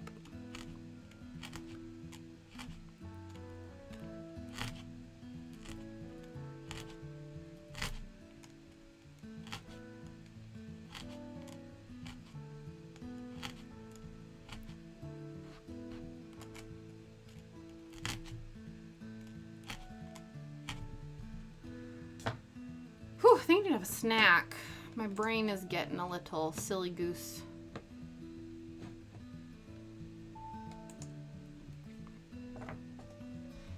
Okay.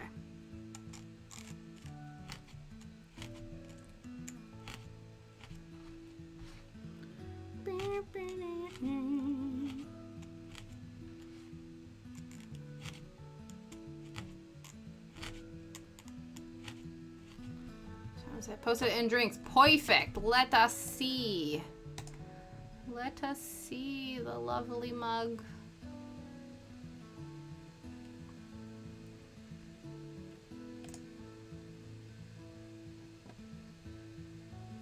Oh, you got another silver spot one. Yup. Mm-hmm. No, it's awesome. Because you got something else. Did you get their, didn't she make like little ice cream glasses, like little dessert glasses? Did you pick one of those up? I remember you having one of her mugs before. And I was so ecstatic because I follow this artist on Instagram. Yeah. I'll show you guys. Look how cute.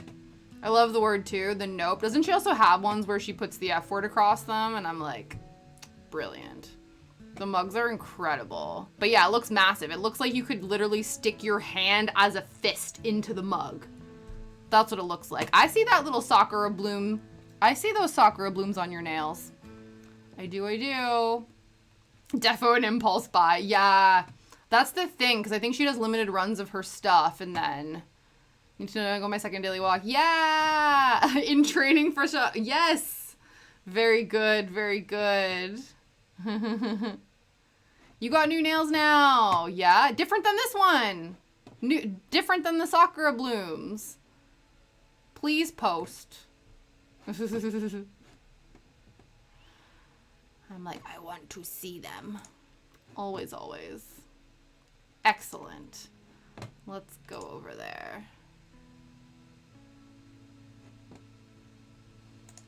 Ooh, they're like little, ooh, all different. I thought they were all strawberries, but they're like little fruits. Look at this. We got some straws, and we got some cherries, and some fleurs, and some like little swoofy galaxy moments. Cute. I think I've seen you do the sakura nails before, but I don't know if I've seen your most recent sakura nails. But I love them every time. But this is incredible. They're so cute. Love them. Love them. You always have to, I actually have to repaint my nails. My nails are looking a little worse for wear. They are chipped to shit. I've got to figure out what color I want to paint them. And I obviously will put something sparkly on top because that's just like what I do. Just what I do. A glittery top coat hides a multitude of nail polish sins. Any schmucks, any whatevers. You need to paint my nails. Yeah. Yes! I have seen these ones and I think they're gorgeous. I also, because they're so long and pointy, they just look so much more majestic. It's like you have like unicorn horns for fingers. For fingernails. They're just like literally that majestic, but also like they could hurt a bitch if they cross you, you know what I mean? Which is the best. It's like dainty but lethal, you know, which is an like that's just like the best vibe, you know, like I'm cute but like do not mess with me, you know, that's always the vibes your nails give, and I'm here for it. Yeah, they're so pretty. A little shorter this time. Yeah. Still claws, but just a little bit. Yeah, because these, yeah, your thumbnail on that one is like, it's like this, the nail that's on your nail bed versus the length past your nail bed are the same length. Whereas it looks like, yeah, it looks like it's a little bit shorter in this one. But still could cut a bitch, you know what I mean? Still could. But no, they're awesome. I love them. I had to paint my nails. You have them forever. Yeah. Do you like do you like painting your nails, Kat? Or is it just something you've like not had time to do? Or it just can't be asked sometimes? Because also, I know too, like sometimes people bite their nails or they can't handle like if it gets chipped and stuff. You know what I mean? They do. Yeah, that's true. That makes sense. Yeah, now that you got your own place, you could have a little, like, on your craft table. Because I feel like nail painting is also sort of, like, borderline crafty, you know? That'd be fun. Fun little treat yourself moment.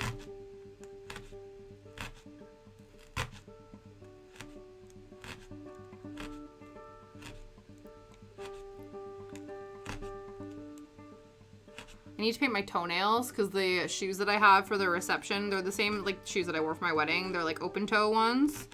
But the thing with toenail polish, especially because I wear socks all the time, like toenail polish lasts forever. Like I always remember this when I graduated the 8th grade.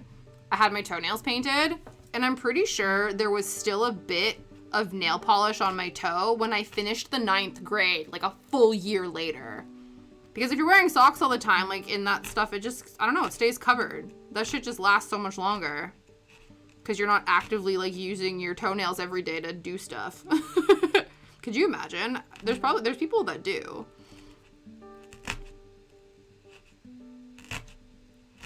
If they don't have like access to like to use their arms and stuff. I've seen videos where people use their feet to drive and things. They have like modified wheels and stuff. So I bet their toenail polish probably chips a lot more. You know what I mean? Because they actively have to use their feet for stuff. I don't know why this one looks so much wonkier than the other one. Oh no, it looks just as wonky. I'm just imagining things. Baby toenails stay. Yeah, it's true. It's true. Yeah. Oh my. Oh, is this all the stuff you got from the fiber show? Oh my gosh, Nuke Day. It's so freaking vibrant. You like literally found yourself in yarn colors. Like, look at this. I'm sorry. It's you and Kiddo in yarn. You know? That's so cool. Those are pretty. That's also pretty. I love how the way it's rolled up, it's giving like Baba Yaga's hair. Or Yubaba's hair, sorry, from Spirited Away. Like, that's like a pastel version of that. Let me just pull up Yubaba images. Let's see if we can find one of the top of her head. It like literally looks like that. Like, look at this side profile. Oh, you guys can't see it here. Look at this. So this is the side profile. And then look at that. It's like a candy colored Yubaba wig. I don't know if you guys can see it, but I'm endlessly amused by this comparison. Like that, it brings me much joy. Jurassic yarn, cute. Oh, I like that. Oh, cute. Oh, that's really awesome that they have like knitting and like textile adjacent stuff as opposed to just the fibers. Look at the sheeps. Look at the sheeps. Oh my goodness. Love it. So cute. Kiddo Hope pick the rainbow. Yeah. Mm-hmm. Oh, goats. Right. Yep. Mm-hmm. Baby goats. Not sheeps. Yes.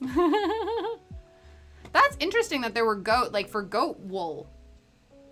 Oh my god, this is gonna be like a really dumb question. But is the fur that you get from goats also called wool? Because obviously the wool from sheep. But then yeah, because you shave yaks and then yaks. I think it's yak wool, isn't it? Is just any fur. No, not any fur. Because obviously if you have like actual fur, like pelts, that's not called wool. But any shaved fiber that can then be knitted into another thing, is that just universally called wool? Possibly. Maybe. I think so. I have alpaca wool stuffed bear. Ooh, yeah. I feel like alpaca wool is really soft. I think so. Yeah, I think so too. Interesting. Yeah, it's just wool. It's one of those things that you never stop to think about it, and then I'm like, wait a second. Is it all just wool? It seems like it. Could have had the same go. Oh, that's amazing. Oh, that's so cool that he remembered him. I love that. I splurged on fancy hand cards for brushing the wool. Ooh, that'll be nice. That probably will be easy. Like, it will make it easier for you to do. I assume if they're fancy hand carders, that means that like the quality of the tool is going to be higher.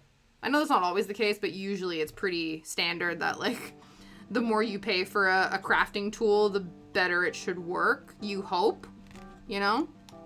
That is the hope. Whether or not that is always the case, I'm sure it's not always, but you know. I wonder, because I know my brother-in-law got a like a spinning wheel, and he was spinning his own yarn. I've not asked him about it in a while. I wonder if he's still doing that. I wonder what his current craft medium of choice is. All right, I did mention how I was gonna eat a snack.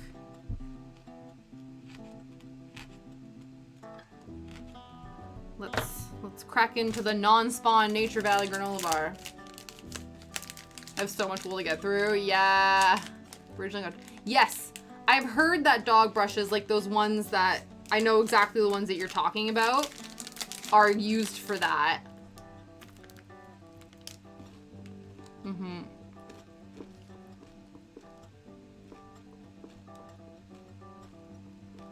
Oh, awesome. Yeah, because I've heard that those things are really good for brushing out felting fibers as well. Like if I wanted to do better color mixing, because right now I just kind of pull and smush everything together. But if I got those cards, like the brush cards, that would make it a lot smoother of a blending process, allegedly. But yeah. Mmm.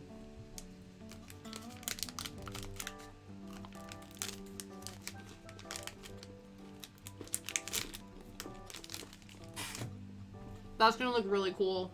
Just back granola bar everywhere.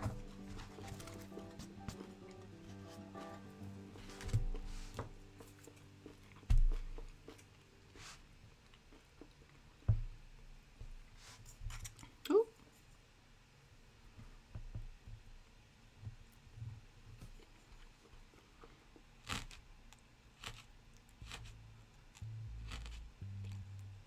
Okay, I'm just gonna beef up these little thingies, and then I think we're done with this color actually. So we can move on to the next one. That would be really nice. Especially too, like to be able to make a whole sweater with like sparkly multicolor pastel epicness. I think that would be really cool. Well, not even pastel, they're quite bright. Just multicolored sparkly epicness. I think that would be awesome to make into a sweater.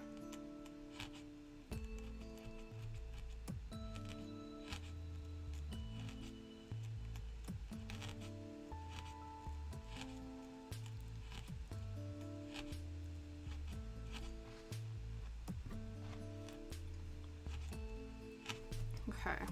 So just beef those up, and then we're on to number 6. So I gotta dump out all of the flooses. Do I gotta dump the flooses out to find the next color? So we don't need that one anymore. This one, we just need a little bit. My spin of the wet on its own. Oh yeah. Oh, okay. Oh, that's really cool. Mm-hmm. What color would you use to make the sort of barber pole effect? I assume that would mean you do the white and then another color around it to sort of make that thing. The effect, sorry. That was the term I was looking for.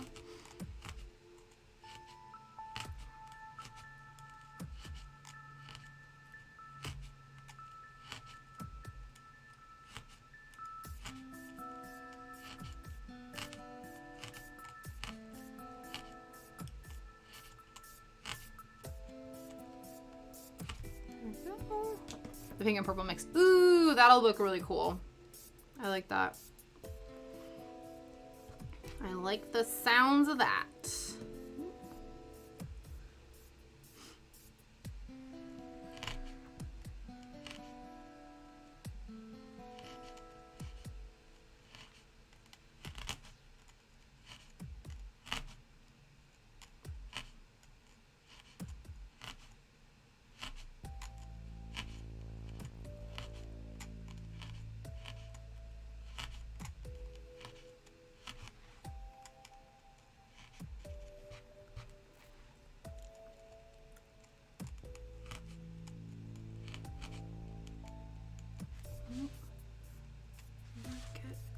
Again. No, all good. Cool. Cool. Okay. On to the next. On to the next.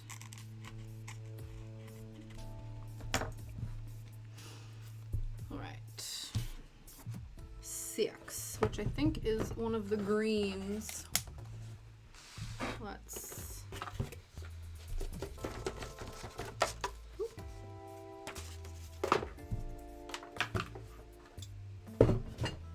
We cultivate it. Yeah, definitely. That would be so cool. You can be like, it literally like from farm to body. It's like, you know, they usually say farm to table when it talks about food. From farm to body. Little floofs. Okay, this is, ooh, it's like a bluey green. Interesting. So this is 6. Okay. And it looks like 6 is all of the leaves on the brown stem. So that's cool. We can put the remaining floofs off to the side. Open this one up. And keep doing the thing.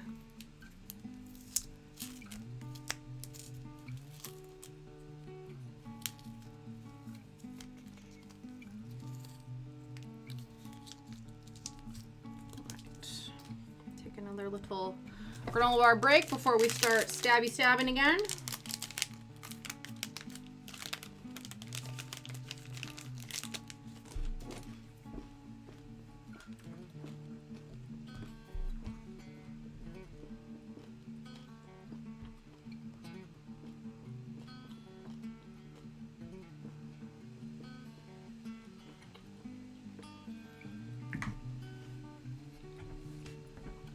All right, let's do this. I'm gonna do these little guys. Yeah.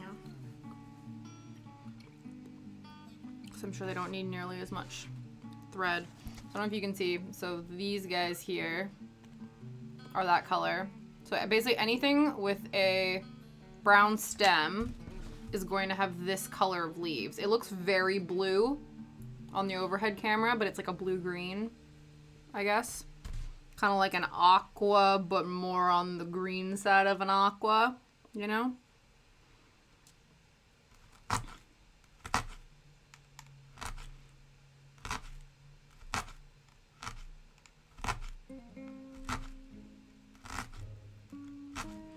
It'd be nice to actually like be filling something in instead of just doing like line work.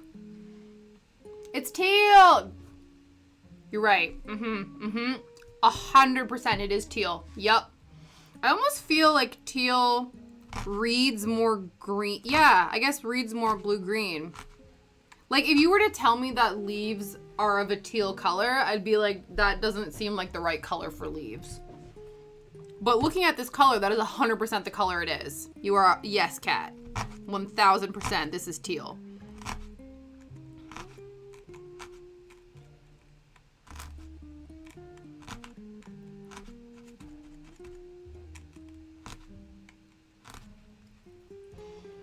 Teal has a strong grasp on Teal has a strong grasp on millennials. It's true, actually. Yeah. That is very true. I feel like that was one of the one of Pantone's like colors of the year at one point.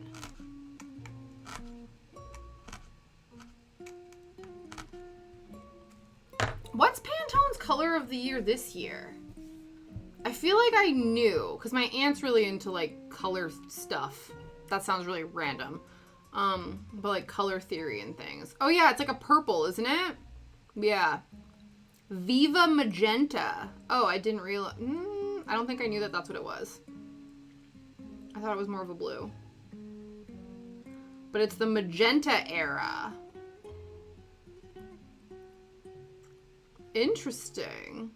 Viva Magenta is the Pantone color of the year. Okay, cool. Alrighty then.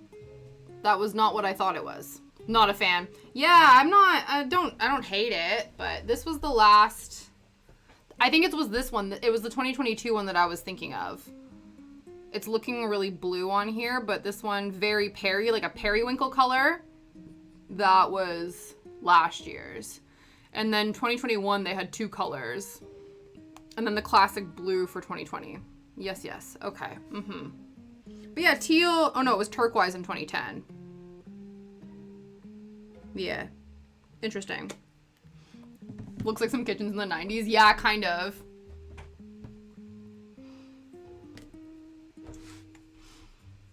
Yeah. No, teal is a really nice color.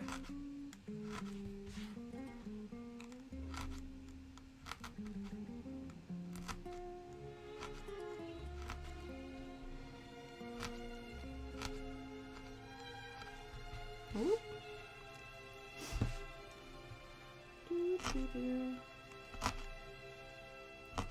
Oh yeah, we decided we have to go over the black lines a little bit, don't we? In order to make it look more cohesive. I still think, yeah, we'll probably have to go back over and fill in some of the other lines. But we're trying.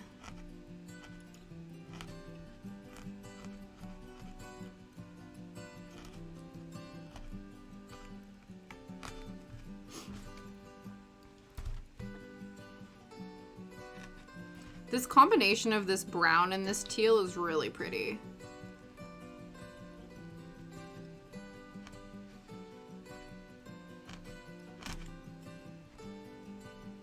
Again, still not sure if it's reading leaf color to me, but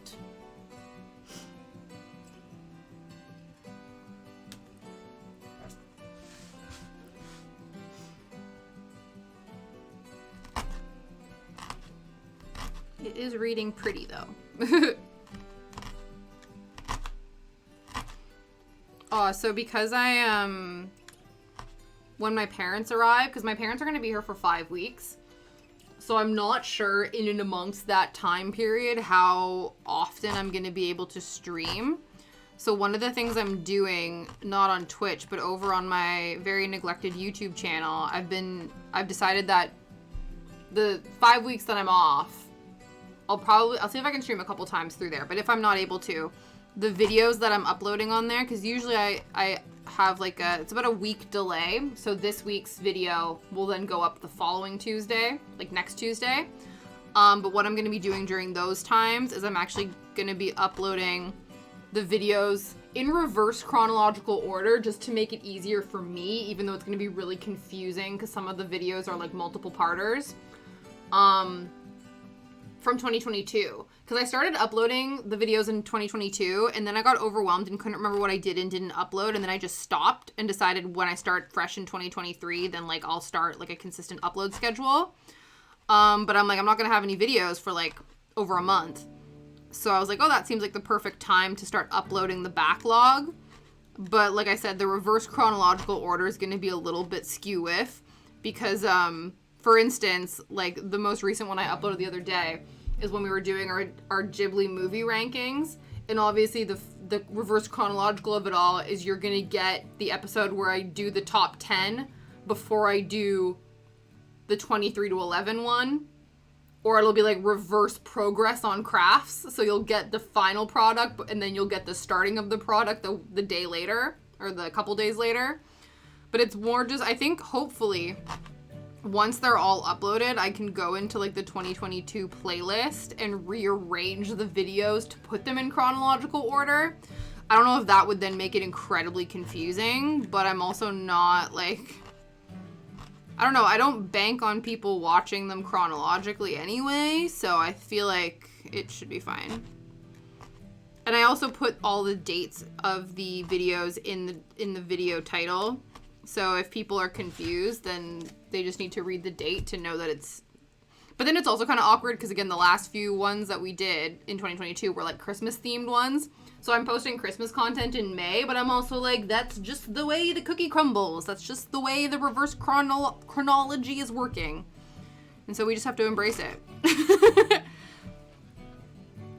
But, yeah, I'm not sure. I've not talked to my parents about about the stream schedule of it all, because I do find that this is part of my routine and my consistency. And I thrive on routine and consistency, so I feel like if I'm not able to stream for the entire 5 weeks, it will make me a bit stressed. So we'll see. It could just be that I'll be like, guys, you just do your own thing for a minute, and I'm gonna do this. I am also thinking about maybe asking if, like, I don't think my dad would want to, but my mom might want to be on the stream. Nostalgia Mom might want to, like, work on crafts with me on stream. But who knows? That's what I'm thinking. That's what I'm hoping for. I'm hoping that family craft stream can happen. But we'll gauge the comfort level of everyone. Ooh. But I think that would be fun. I would enjoy that. I actually think this weekend my mom and my aunt are going to look at fabric for those dress patterns that I bought. Because I've kind of looked online, but I think if you're, again, I've talked about it before, where I'm like, if you're buying fabric to make clothing, I feel like you should be able to touch the fabric, you know, to make sure that you're not buying something that's going to be scratchy and, like, not work. So my mom and my aunt are going to a, like, dressmaking fabric store, I think this weekend. So they're gonna, like, send me pictures and stuff to be like, oh, what about this for these dresses and things? And they're gonna bring it over. So then maybe we can work on that on stream. That would be cool. Because my goal is to wear these things to the weddings that we have coming up. Which the first one isn't until the end of August, so I got time to make them. So even if I don't make them while they're here, we will be doing that at some point.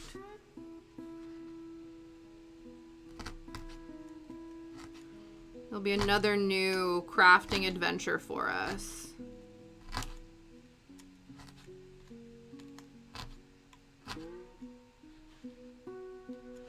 I think the only wearable thing I've ever sewed before was when I was in the 3rd grade, maybe, or the 4th grade.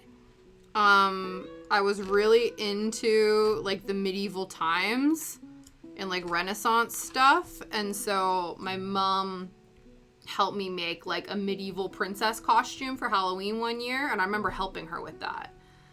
But that's the only thing I can think of that I wore that is, like, wearable. I wonder if, no, I'm trying to think if we have it. I don't know if my mom kept it or if we got rid of it. I have my old, I didn't make these, but I have, when I was little, I used to take tap and jazz classes, and at the end of the year, we'd have, like, a big performance, and so I still have a lot of the costumes from those, but I didn't make them. So I don't know if I have the princess outfit.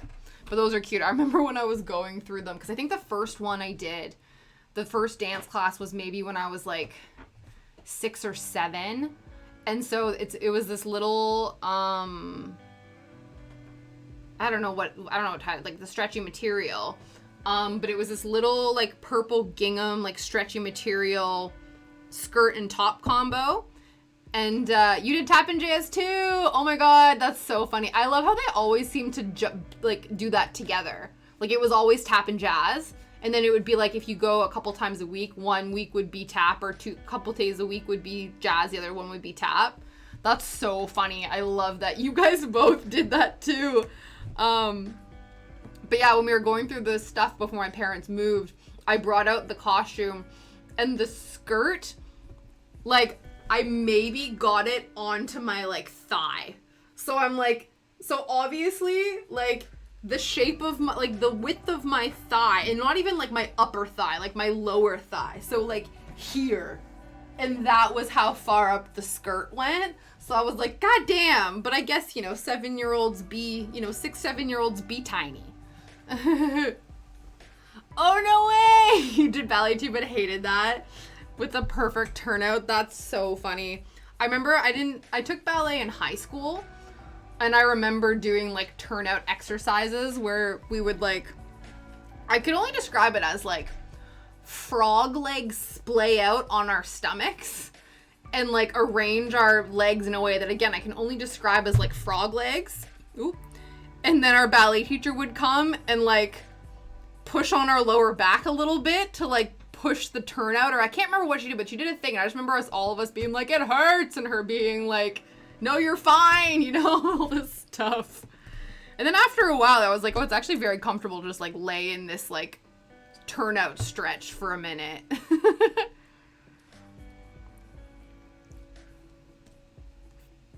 Yeah, I think I'm probably more, yeah, probably best I didn't go that route. Yeah, because the other thing too is you probably have really good turnout, but yeah, it probably could cause like a dislocation or something like that because your body doesn't know how far, or doesn't have a natural stop turning out point. You know what I mean?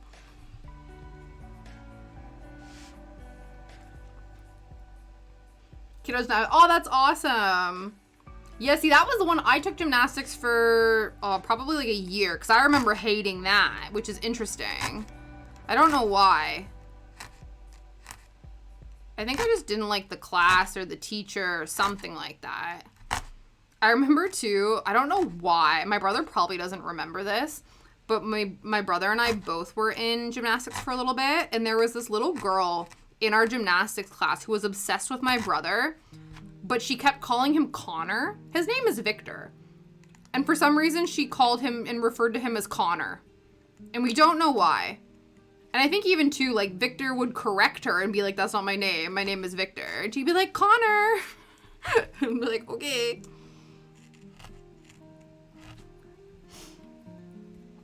Yeah, apparently it's not normal to put your hands flat on the table and be able to put your fingers up 90. Oh!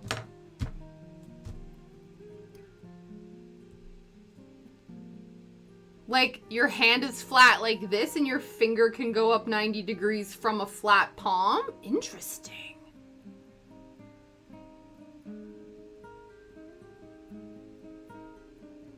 I'm like, wow. Yeah, no, well, I don't know. See, I'm not sure if you're the normal one and I'm the abnormal one who can't bend that way, but usually when it comes to hypermobility, it's usually the more bendy you are, the more it's like, I don't want to say abnormal, but it's like less common to be super bendy than it is to be like not bendy at all, you know?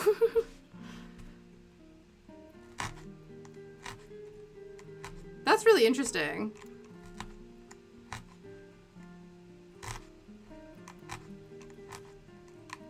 See, maybe in another life you could have like become a contortionist or something. That would have been wild. Could you imagine?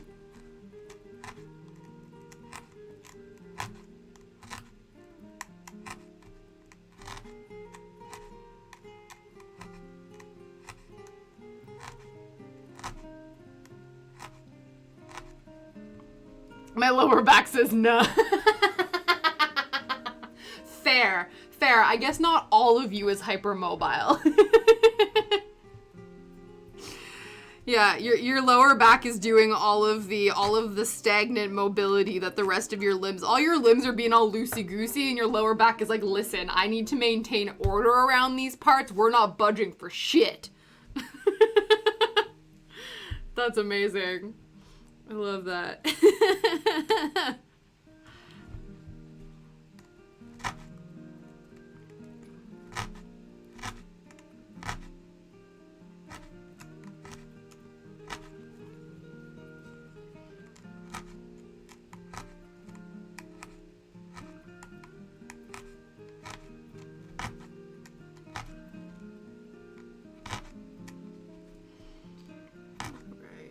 Getting to the point where, because there's still some scraggly fibers from the other bits we've felted already, there is potential hazard of mixing some of these things and stabbing them into places they don't belong. So I'm trying to keep that separation, but also make sure I catch all of the fibers I'm meant to be catching.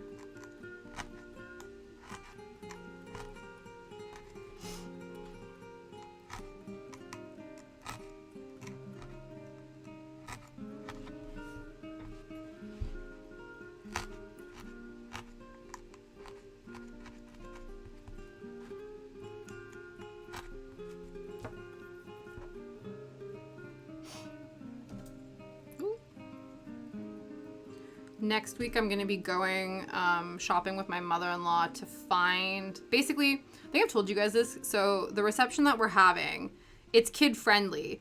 And so, because a lot of our friends have kids, but they're all of varying ages. So the oldest ones are 6. And then the youngest ones are like not even a year old. I think they're like maybe 6 months old. But one of the things that Liam and I really want to do is basically have almost like a loot bag, treat bag for all of the kids. So things that they can like use to distract them while they're at the reception, and like, you know, little snacks and things like that. But because they range, because I feel like the difference between, for instance, like a 7-year-old and a 12-year, no, not a 12-year-old, like a 7-year-old and a 10-year-old, even between 6 and like 8, you know what I mean? In terms of like the sort of stuff you can put in a party pack for somebody. Like obviously when the kids are like 10, they might seem a little bit too young, but like you can give them all sort of similar stuff and they would still be able to play with it and have a use for it, right? But the difference between like a 1-year-old and a 6-year-old seems vast. Do you know what I mean? Yeah. And so I'm not like we already kind of knew that we weren't going to be getting everybody the same thing. Obviously, like the older ones would be getting things that they could play with, and then the little ones would get whatever. But it's just almost trying to figure out what, you know what I mean? And then also too, one of the things that I realized, because we have, one of them is 1 turning 2. Yeah, and then, again, 6 months old, and then there's like, yeah, basically, I think almost every sort of age range we're hitting in terms of stuff. And then some of them are, like, 2 of them are siblings, and so I don't want to get the siblings vastly different things, because I don't want them to fight, you know what I mean? Because I feel like that's sometimes the thing as well, that even if your kids, I think they're like 6 and 4 maybe, so I think you can probably get away with getting things that are similar for them. But yeah, so I'm not sure. Roblox might honestly, truly, I would like them to actually engage with us. I'm thinking of like, for the older kids, like basically 4 and up, getting like glow sticks and things like that, like stuff that like glows so that they can run around, like especially when the lights go off. I think they'll really enjoy those sorts of things. But one of the things I was thinking of, I don't know how expensive they are as well. So we have sort of like a budget, you know what I mean? Yeah, that could probably work too, like little packs of jigsaw. I know we have one of these like pop-up cardboard tent, like cardboard castles. So I'm gonna pop up the cardboard castle and put like washable markers and stickers and stuff at like a little activity table so the kids can color on that and like put stickers all over the castle and stuff like that. I think that'll be really fun. And then also too, like, who doesn't want to be like king and queen of the castle, you know what I mean? But one of the things, I don't know if this is something you can only get online or if they sell them at baby stores, and also how expensive they are. But you know how with like little kids you can get like earphones for them, like little earphones, because if the noise is like, if the music's really loud, just so that it like doesn't hurt their little sensitive ear holes. Well, hello from the Lord of Model Making. I'm pretty sure you're the Lord of Dragons, Mr. Dragon Lord, but I'll allow it. How are you doing? And also the Lord of the Go-Kart as well. I hope you're doing well, sir. I hope things have been good. But yeah, so I don't know if you can get those like noise dampening over-ear head, like earphones for kids at just like a baby store. Ear defenders, yeah. Are those readily available at the mall, or do I need to special order them, and are they stupidly expensive?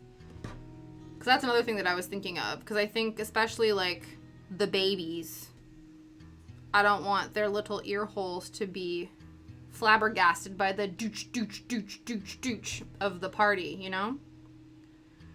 Oh, things have been going well. Excellent. I love to hear it. Love to hear it. But yeah.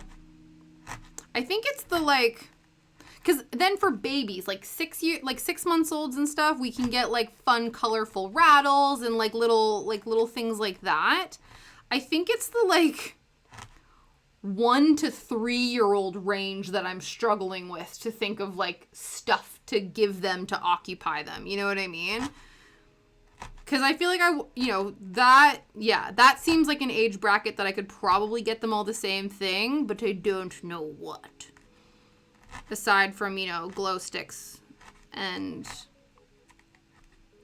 maybe like, I don't know. I found this toy online that you can get on Amazon where it's like, it's basically like a thing that you can suction cup to like a stool or whatever. You can like spin it and it lights up and it has all these different colors and things like that. So it's like a bit of a sensory toy. Because that's one of the things that I've been looking into is like sensory stuff, because I feel like that's good for kids and kids are all about sensory things. Oh, damn. You have been busy. You have a whole ass army. You guys are into miniatures. Check this out. Is this your entire army? Stacking cups. Oh, yeah. Ooh, that's a clever idea. I'm going to write that down. Stacking cups. That's a good idea. Stacking cups. Of like different colors and stuff. Yeah, I have a friend who does too. Only 2 days. You didn't 3D print these as well, did you? Was this like a pack? Was this a kit? 2 days. As in like 48 hours. That's wild. I guess to be fair, this isn't your first miniature rodeo. It was a kit. Yeah, no, that's awesome. Is that for a particular campaign you have in mind, or was it just for funsies? Oops.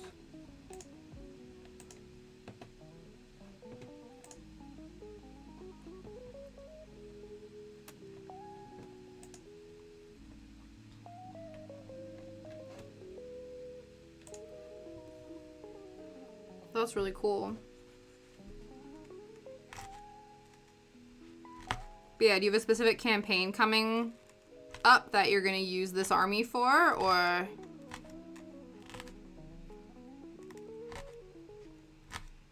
My brother always liked them. To be fair, that's one of the trips on the family tourist spot, is we're actually going up to Nottingham to go back to the Warhammer Museum.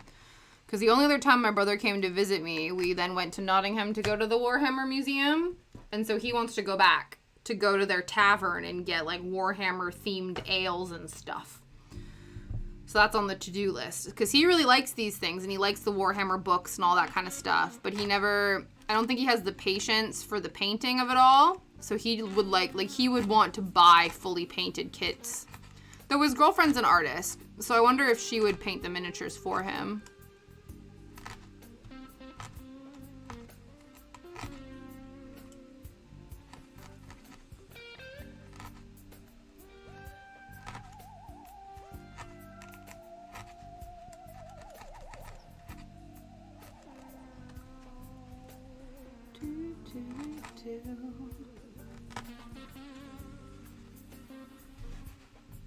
There's a Warhammer store in Cardiff. Yeah.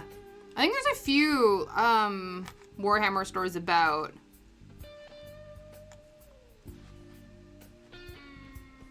I think they're pretty cool too, because sometimes they actually like run games and stuff at the stores.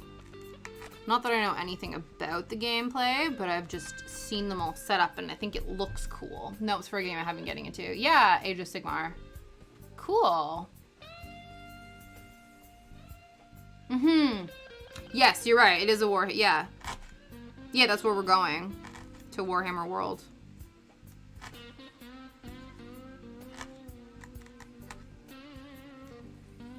Yes, my mistake. It's Warhammer World. Not Warhammer Museum. But there is a museum component to it.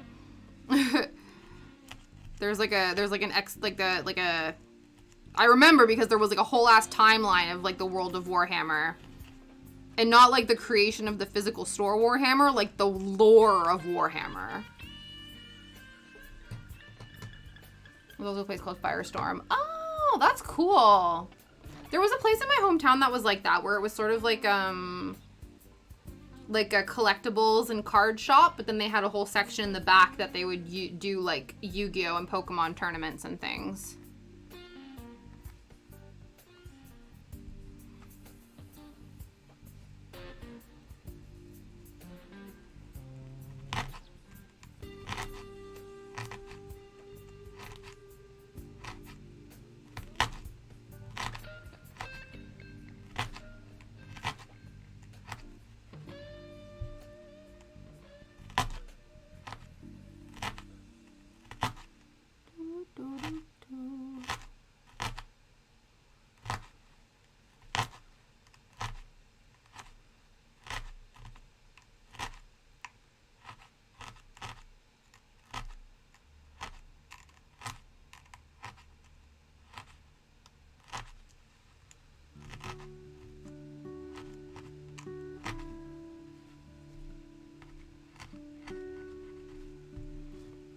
I'm doing good, thank you. I was a little bit cold when I started, like physically heat-wise, but I seem to have warmed up, which is good.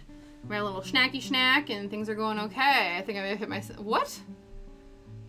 I have hit... Oh, oh no! My brain was like trying to read that. I was like, huh? I've hit the my salad is too wet portion of your meal. Yeah. When all of the dressing sinks to the bottom and it's just kind of like a soggy pool of like vinegar soup kind of.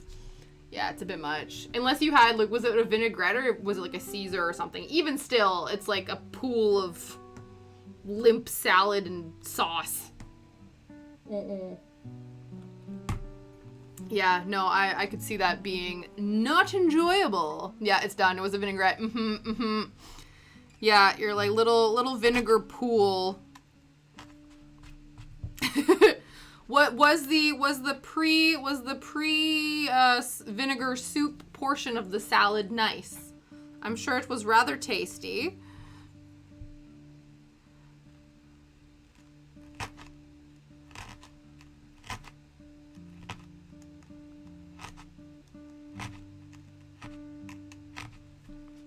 It was good. Excellent. Ooh, moss and tomato. That's nice.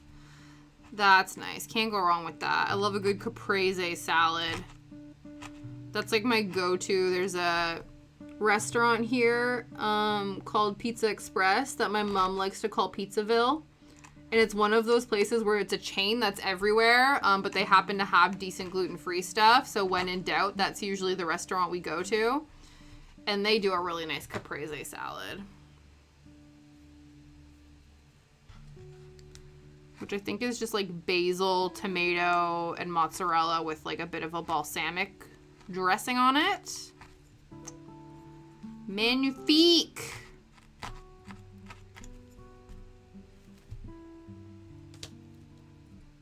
Yeah, I'm gonna go in later and do the touch-ups, I think. Maybe I should probably do them now, because how much you want to bet when we finally finish this project, I'll be like, okay, now we're going to do all the touching up, and I'll be like, I can't be asked. So who knows? Maybe I'll touch it up later, maybe I won't. That's sort of the mentality I'm going into this with. I thought about that. A lot of times I'm like, I'll do it after, and then when it's like 99% done, I'm like, do I need to go in and fix this? Probably not. Probably not. Maybe. I just dropped the floof. Where did it go? There it is.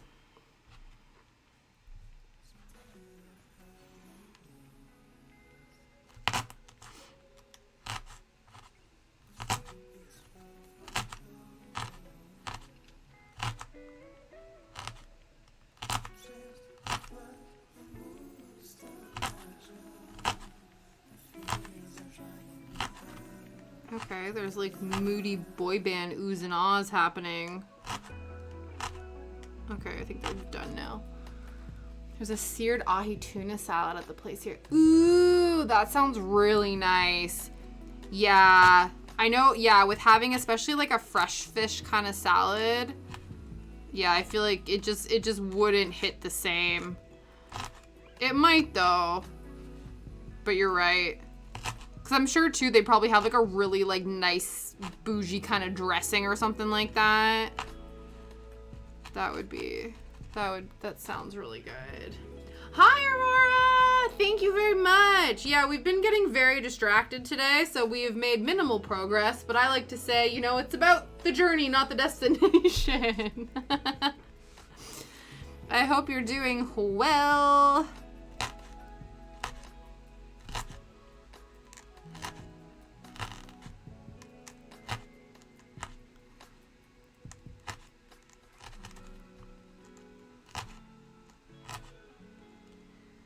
But yeah, I think we're just gonna keep working on this until we get her done.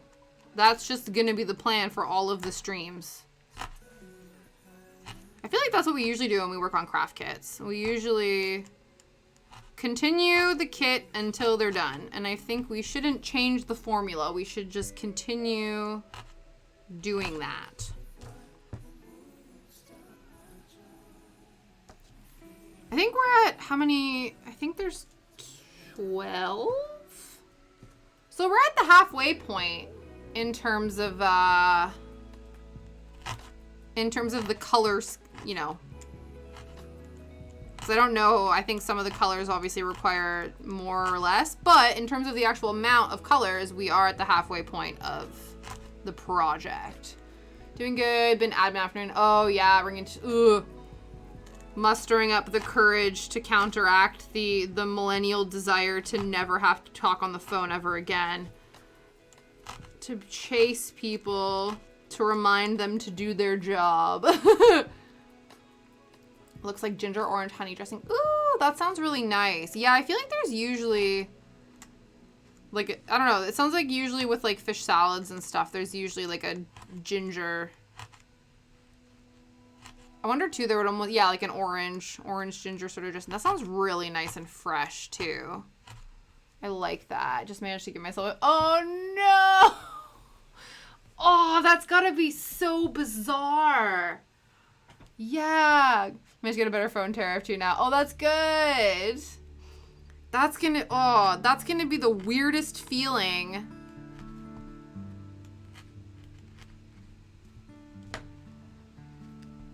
Ooh. That's gonna be like any like, you know, rubbing of like clothing or something on there. It's just gonna be like, ugh.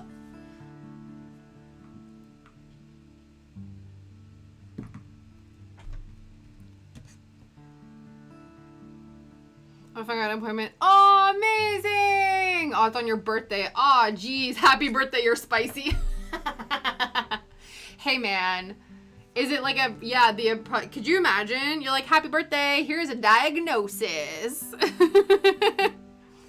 Which, honestly, if that helps give you access to resources, that might be your best birthday present ever. You know what I mean? That's incredible.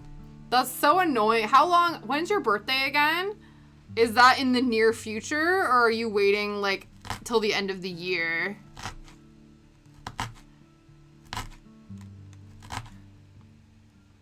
Right, yeah, that's true. It's probably step 1 in multiple stages. Okay, so it's far enough away that it's annoying, but it's not so far away that you're, like, really, you know what I mean? So that's good. That's good.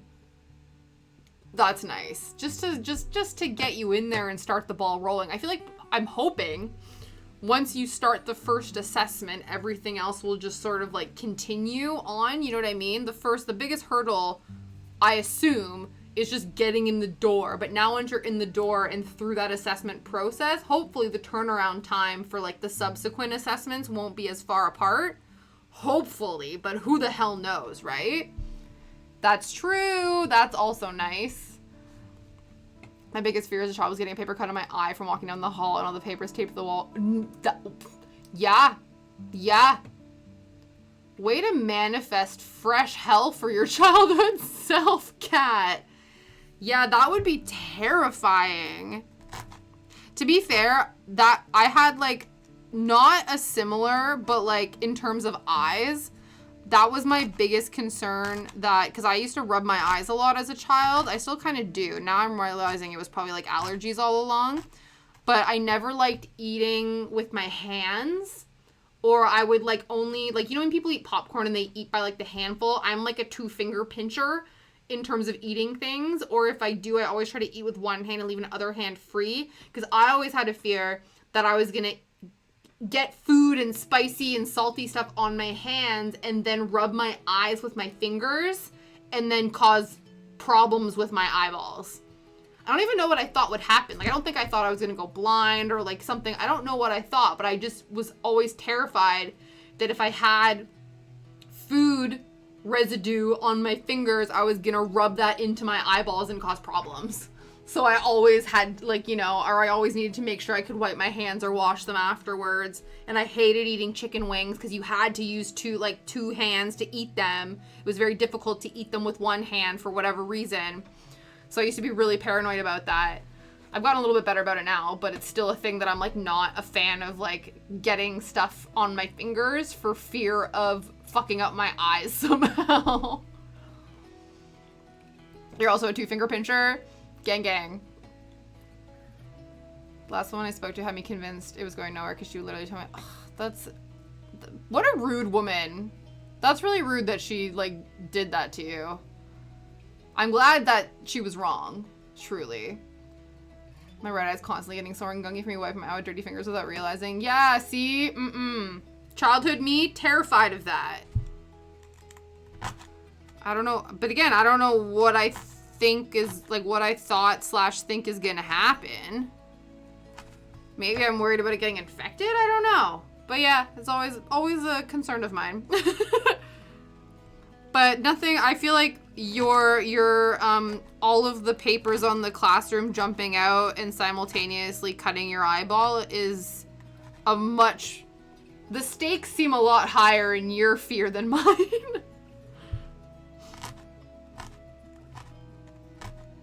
Someone also told me to make an hourly schedule. Oh, yeah. Ooh, I remember when you were told to do that, and you're like, bitch, I forget to do basic shit, and you want me to do extra stuff? Yeah. It is a thing where it's like, it's good to be task-oriented, but also to get the, like, mental energy to come up with the schedule.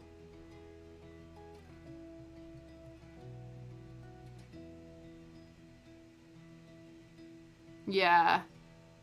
Oh, absolutely. Oh, I'm one of those people that I will put things on my to-do list that I've already done that day just so I can cross it off. It sounds like she shouldn't be in a helping profession if she's going to dismiss your needs, you know? When you're like, who gives a shit why I want or don't want, you know? Keep your personal biases aside. You might think that diagnosis isn't helpful. And also, who's to say if it matters if you're on medication for the rest of your life? I probably will be, and I had to reckon with that. Because I think there were a lot of people in my life that made me feel like I was broken or inferior if I was on medication for the rest of my life. Which is dumb because there's people who have to take medication for the rest of their life for physical health problems, and nobody says that they're broken and failures. But for when I say that I need to take medication for the rest of my life for my mental health, apparently that's not a thing. You know what I mean? I had an ex who was like that, who just made me feel like I was on medication because that was all my parents could do for me at the time. And I shouldn't blame them, but also, like, that was a thing that they could do, and that, you know what I mean? Like, if they had different resources, they wouldn't have done that. And I'm like, shut the fuck up. Like, and I remember because I wanted to go off my medication because of that conversation. And then my doctor was like, well, why do you want to go off them? And I was like, I don't know, I just didn't think I would be on medication for the rest of my life. And then it went horribly. And then lesson learned. Yeah, it was weird. She said me my mom made a good team because she made sure to do basic functions. Yeah. Yeah, but you're like, yeah, I shouldn't, but I'm not in a position where other things are put in place. And also, too, I don't know. I feel like it takes a village for people to thrive. And so as long as, you know, you have an agreement with your village and it's not a burdensome thing, like, I'm sure it's, you know what I mean? Like, fuck off. It doesn't matter. And good for you, like, thank God you have a mom in your life who's willing to help remind you for the basic functions. Because there are people in life who are struggling with these like, even diagnosed or undiagnosed. Usually if their parents don't give a shit, it's usually undiagnosed. And are unwilling to help them put things in place in order for them to thrive in life. And so I wouldn't, you know, I wouldn't have this woman discourage that. You know what I mean? Like, it's just almost like she's being like, oh, well, you know, your mom's doing this for you now, but, like, you shouldn't expect that of her forever. And it's like, okay, but she is doing it, and that's really awesome, and shouldn't we be, like, excited and applauded that my parents actually, like, give a shit about me and want me to thrive? You know what I mean? I always think about that sometimes. Where I'm just like, yeah.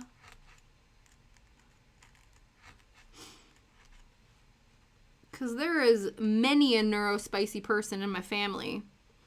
And luckily, they were born into a family who, again, there is a lot of neurospicy people, and we're all very accepting and accommodating of the neurospicy spectrum, regardless of where everyone falls and what they have and what's going on with them, right? But then we've interacted with people who come from families who either don't understand, are ignorant to the fact, or they don't believe in. They're very, like, pull yourself up from your bootstraps mentality, or, like, suck it up and don't worry about it, without realizing that, like, no, it could actually be debilitating. And then they meet our family, and we're like, yeah, no, you're, like, and we talk openly about mental health and, you know, things like that, and struggles and whatever, and everyone's like, oh, wow. Oh, like, you accept and talk about this and stuff? And we're like, yeah, dude. Why would we want people to feel like they're alone in suffering when we all are going through stuff? And actually, the more you talk about it, the more it helps people feel like they belong and that there's, like, hope and joy in the world. You know what I mean? I only realized I was this way very recently. Yeah. I do get anxiety about what the teachers... Yeah. When he's, like, coming in just as the gates close. Yeah. It's difficult, right? And you hope that the people that are teaching the next generation are understanding that everyone comes from different walks of life and has, you know, different levels of coping and different levels of executive functioning and stuff like that, right? That's what you hope. But yeah, it's true. It's really interesting. And it is actually really funny because most of the people that I've noticed who have discovered that they either possibly are on the spectrum or have traits, and then they research it, and there is a lot of talk now about how there is possibly a like a familial, I don't know, like genetics or whatever. Like usually what happens, it's kind of like with a lot of things, there could be a genetic predisposition to certain things. And it is interesting to see when that information is brought out, which parents sort of like, you know, like kind of put their back up, like, oh no, I'm not whatever, you know, that sort of thing, where all of us are looking and we're like, we absolutely think you are. Because sometimes, and even something as dumb as like, this is like nothing to do with that, but sometimes I think too, going on those journeys helps you realize things about yourself. So for instance, my best friend, she went through the process of like, her son being diagnosed as being on the autism spectrum. And then as she's learning about it, obviously to benefit her son, she is then being like, well, those are traits that I have. Those are traits that my husband has. Oh, interesting. And then now she's gone through that process herself, and she's like, yeah, actually. And so it is really cool when people have that sort of self-awareness or that sort of introspection to be like, oh, this actually, the more I'm learning about this to benefit the people in my life, the more I can see how it might benefit me. Because I'm always of the person, like, the more you know about yourself, the more you're willing to look in and dig deep and think, you know, in a non-judgmental way, right? Because I think, hopefully, there are enough, it's not the best, I think there are still people in the world who have really negative associations with neurodiversity, which is a real shame. Instead of thinking about, like, everyone learns and acts and exists differently, there is no normal.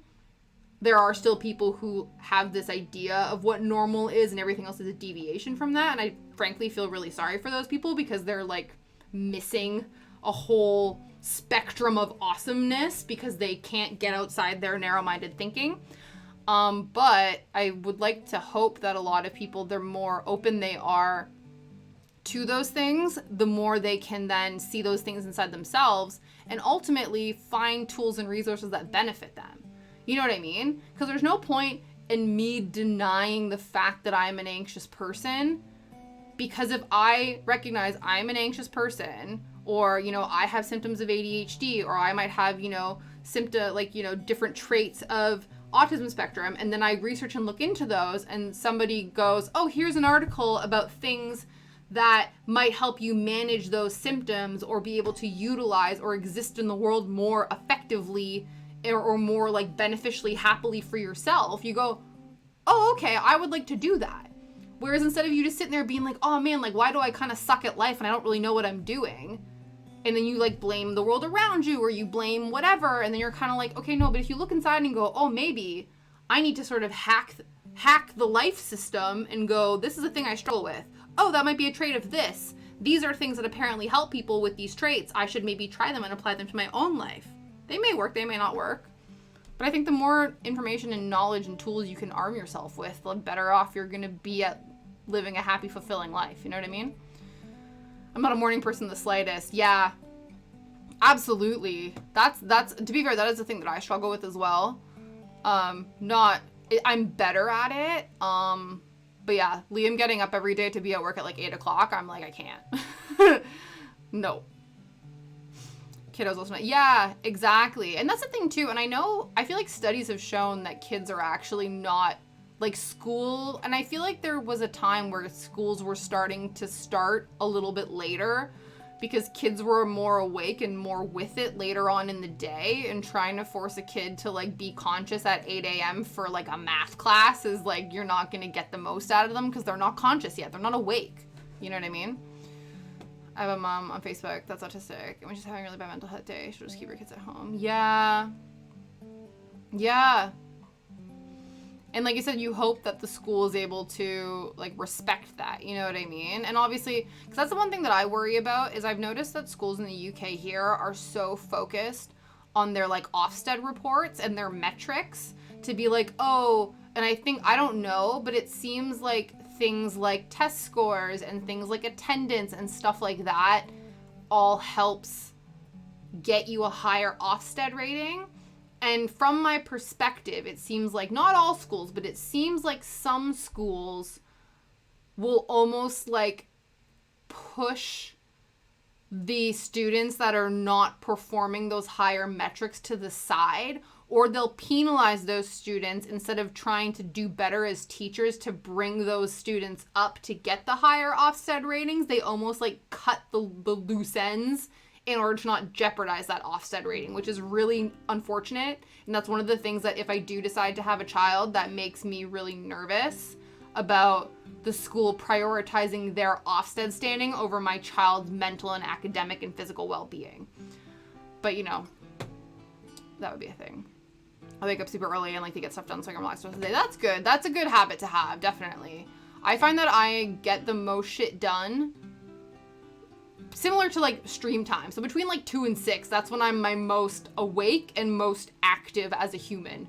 And then after 6 p.m. my brain shuts off.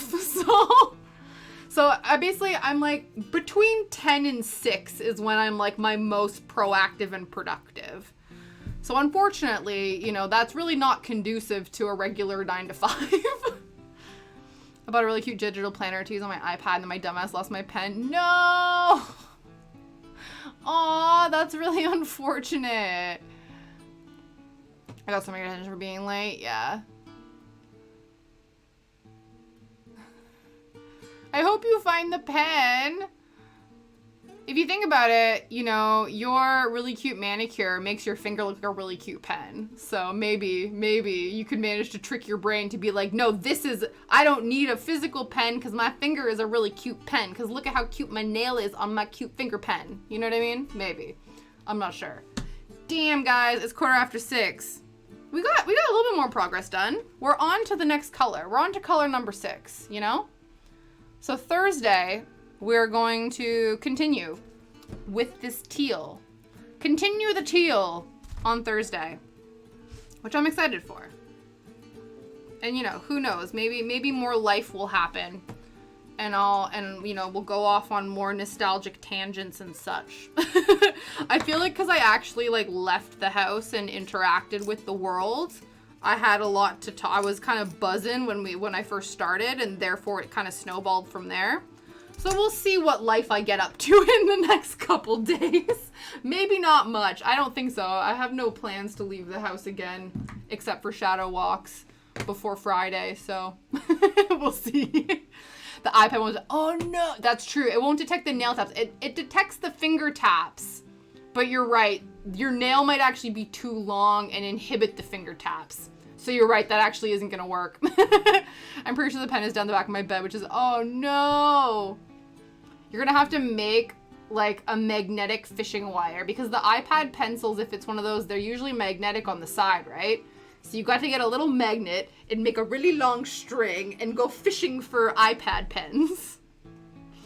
Yeah, progress. I read that as Yeel because it looked like you were saying teal and the exclamation point was reading like an L. And then I was like, wait a second. No.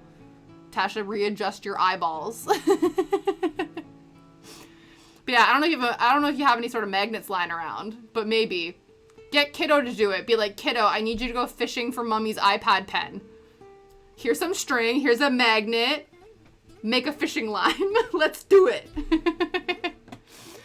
All right, let's go see who's streaming.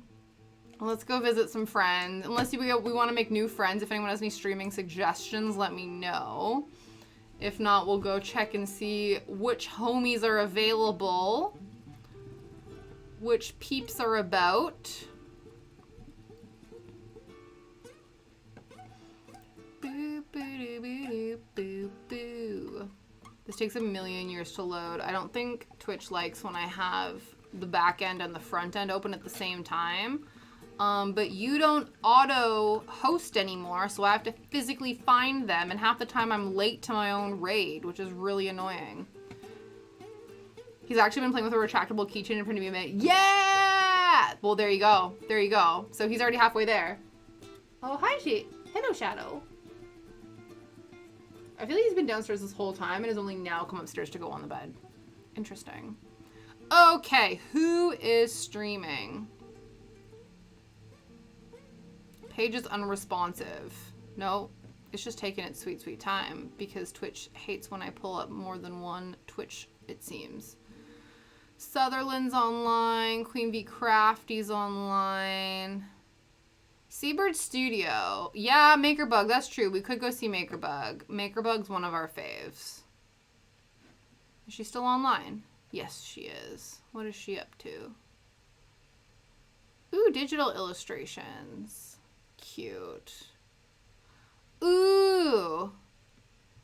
Amela Creations for Disney Cross Stitch. That's a new friend. We could go make a new friend.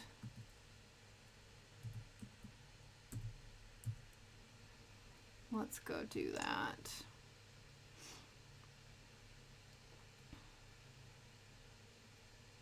Let's go see what they're up to. This is taking so long to load. Ooh, a Beauty and the Beast one. Cute. Okay. I passed out with Little Man, came back. Oh my god, that's amazing. Aw, dude, I'm a big proponent of nap time.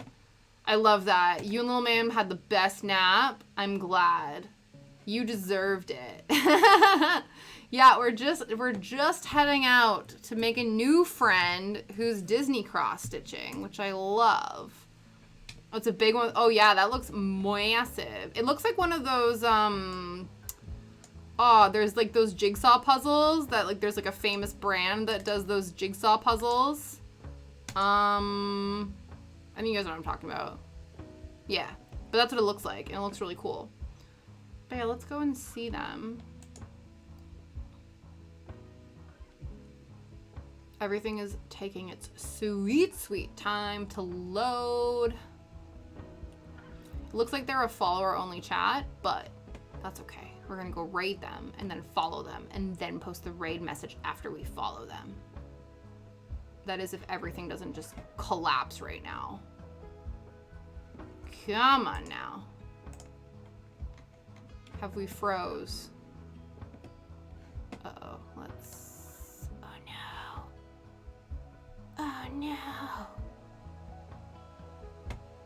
Come on, laptop, you can do it. I believe in you.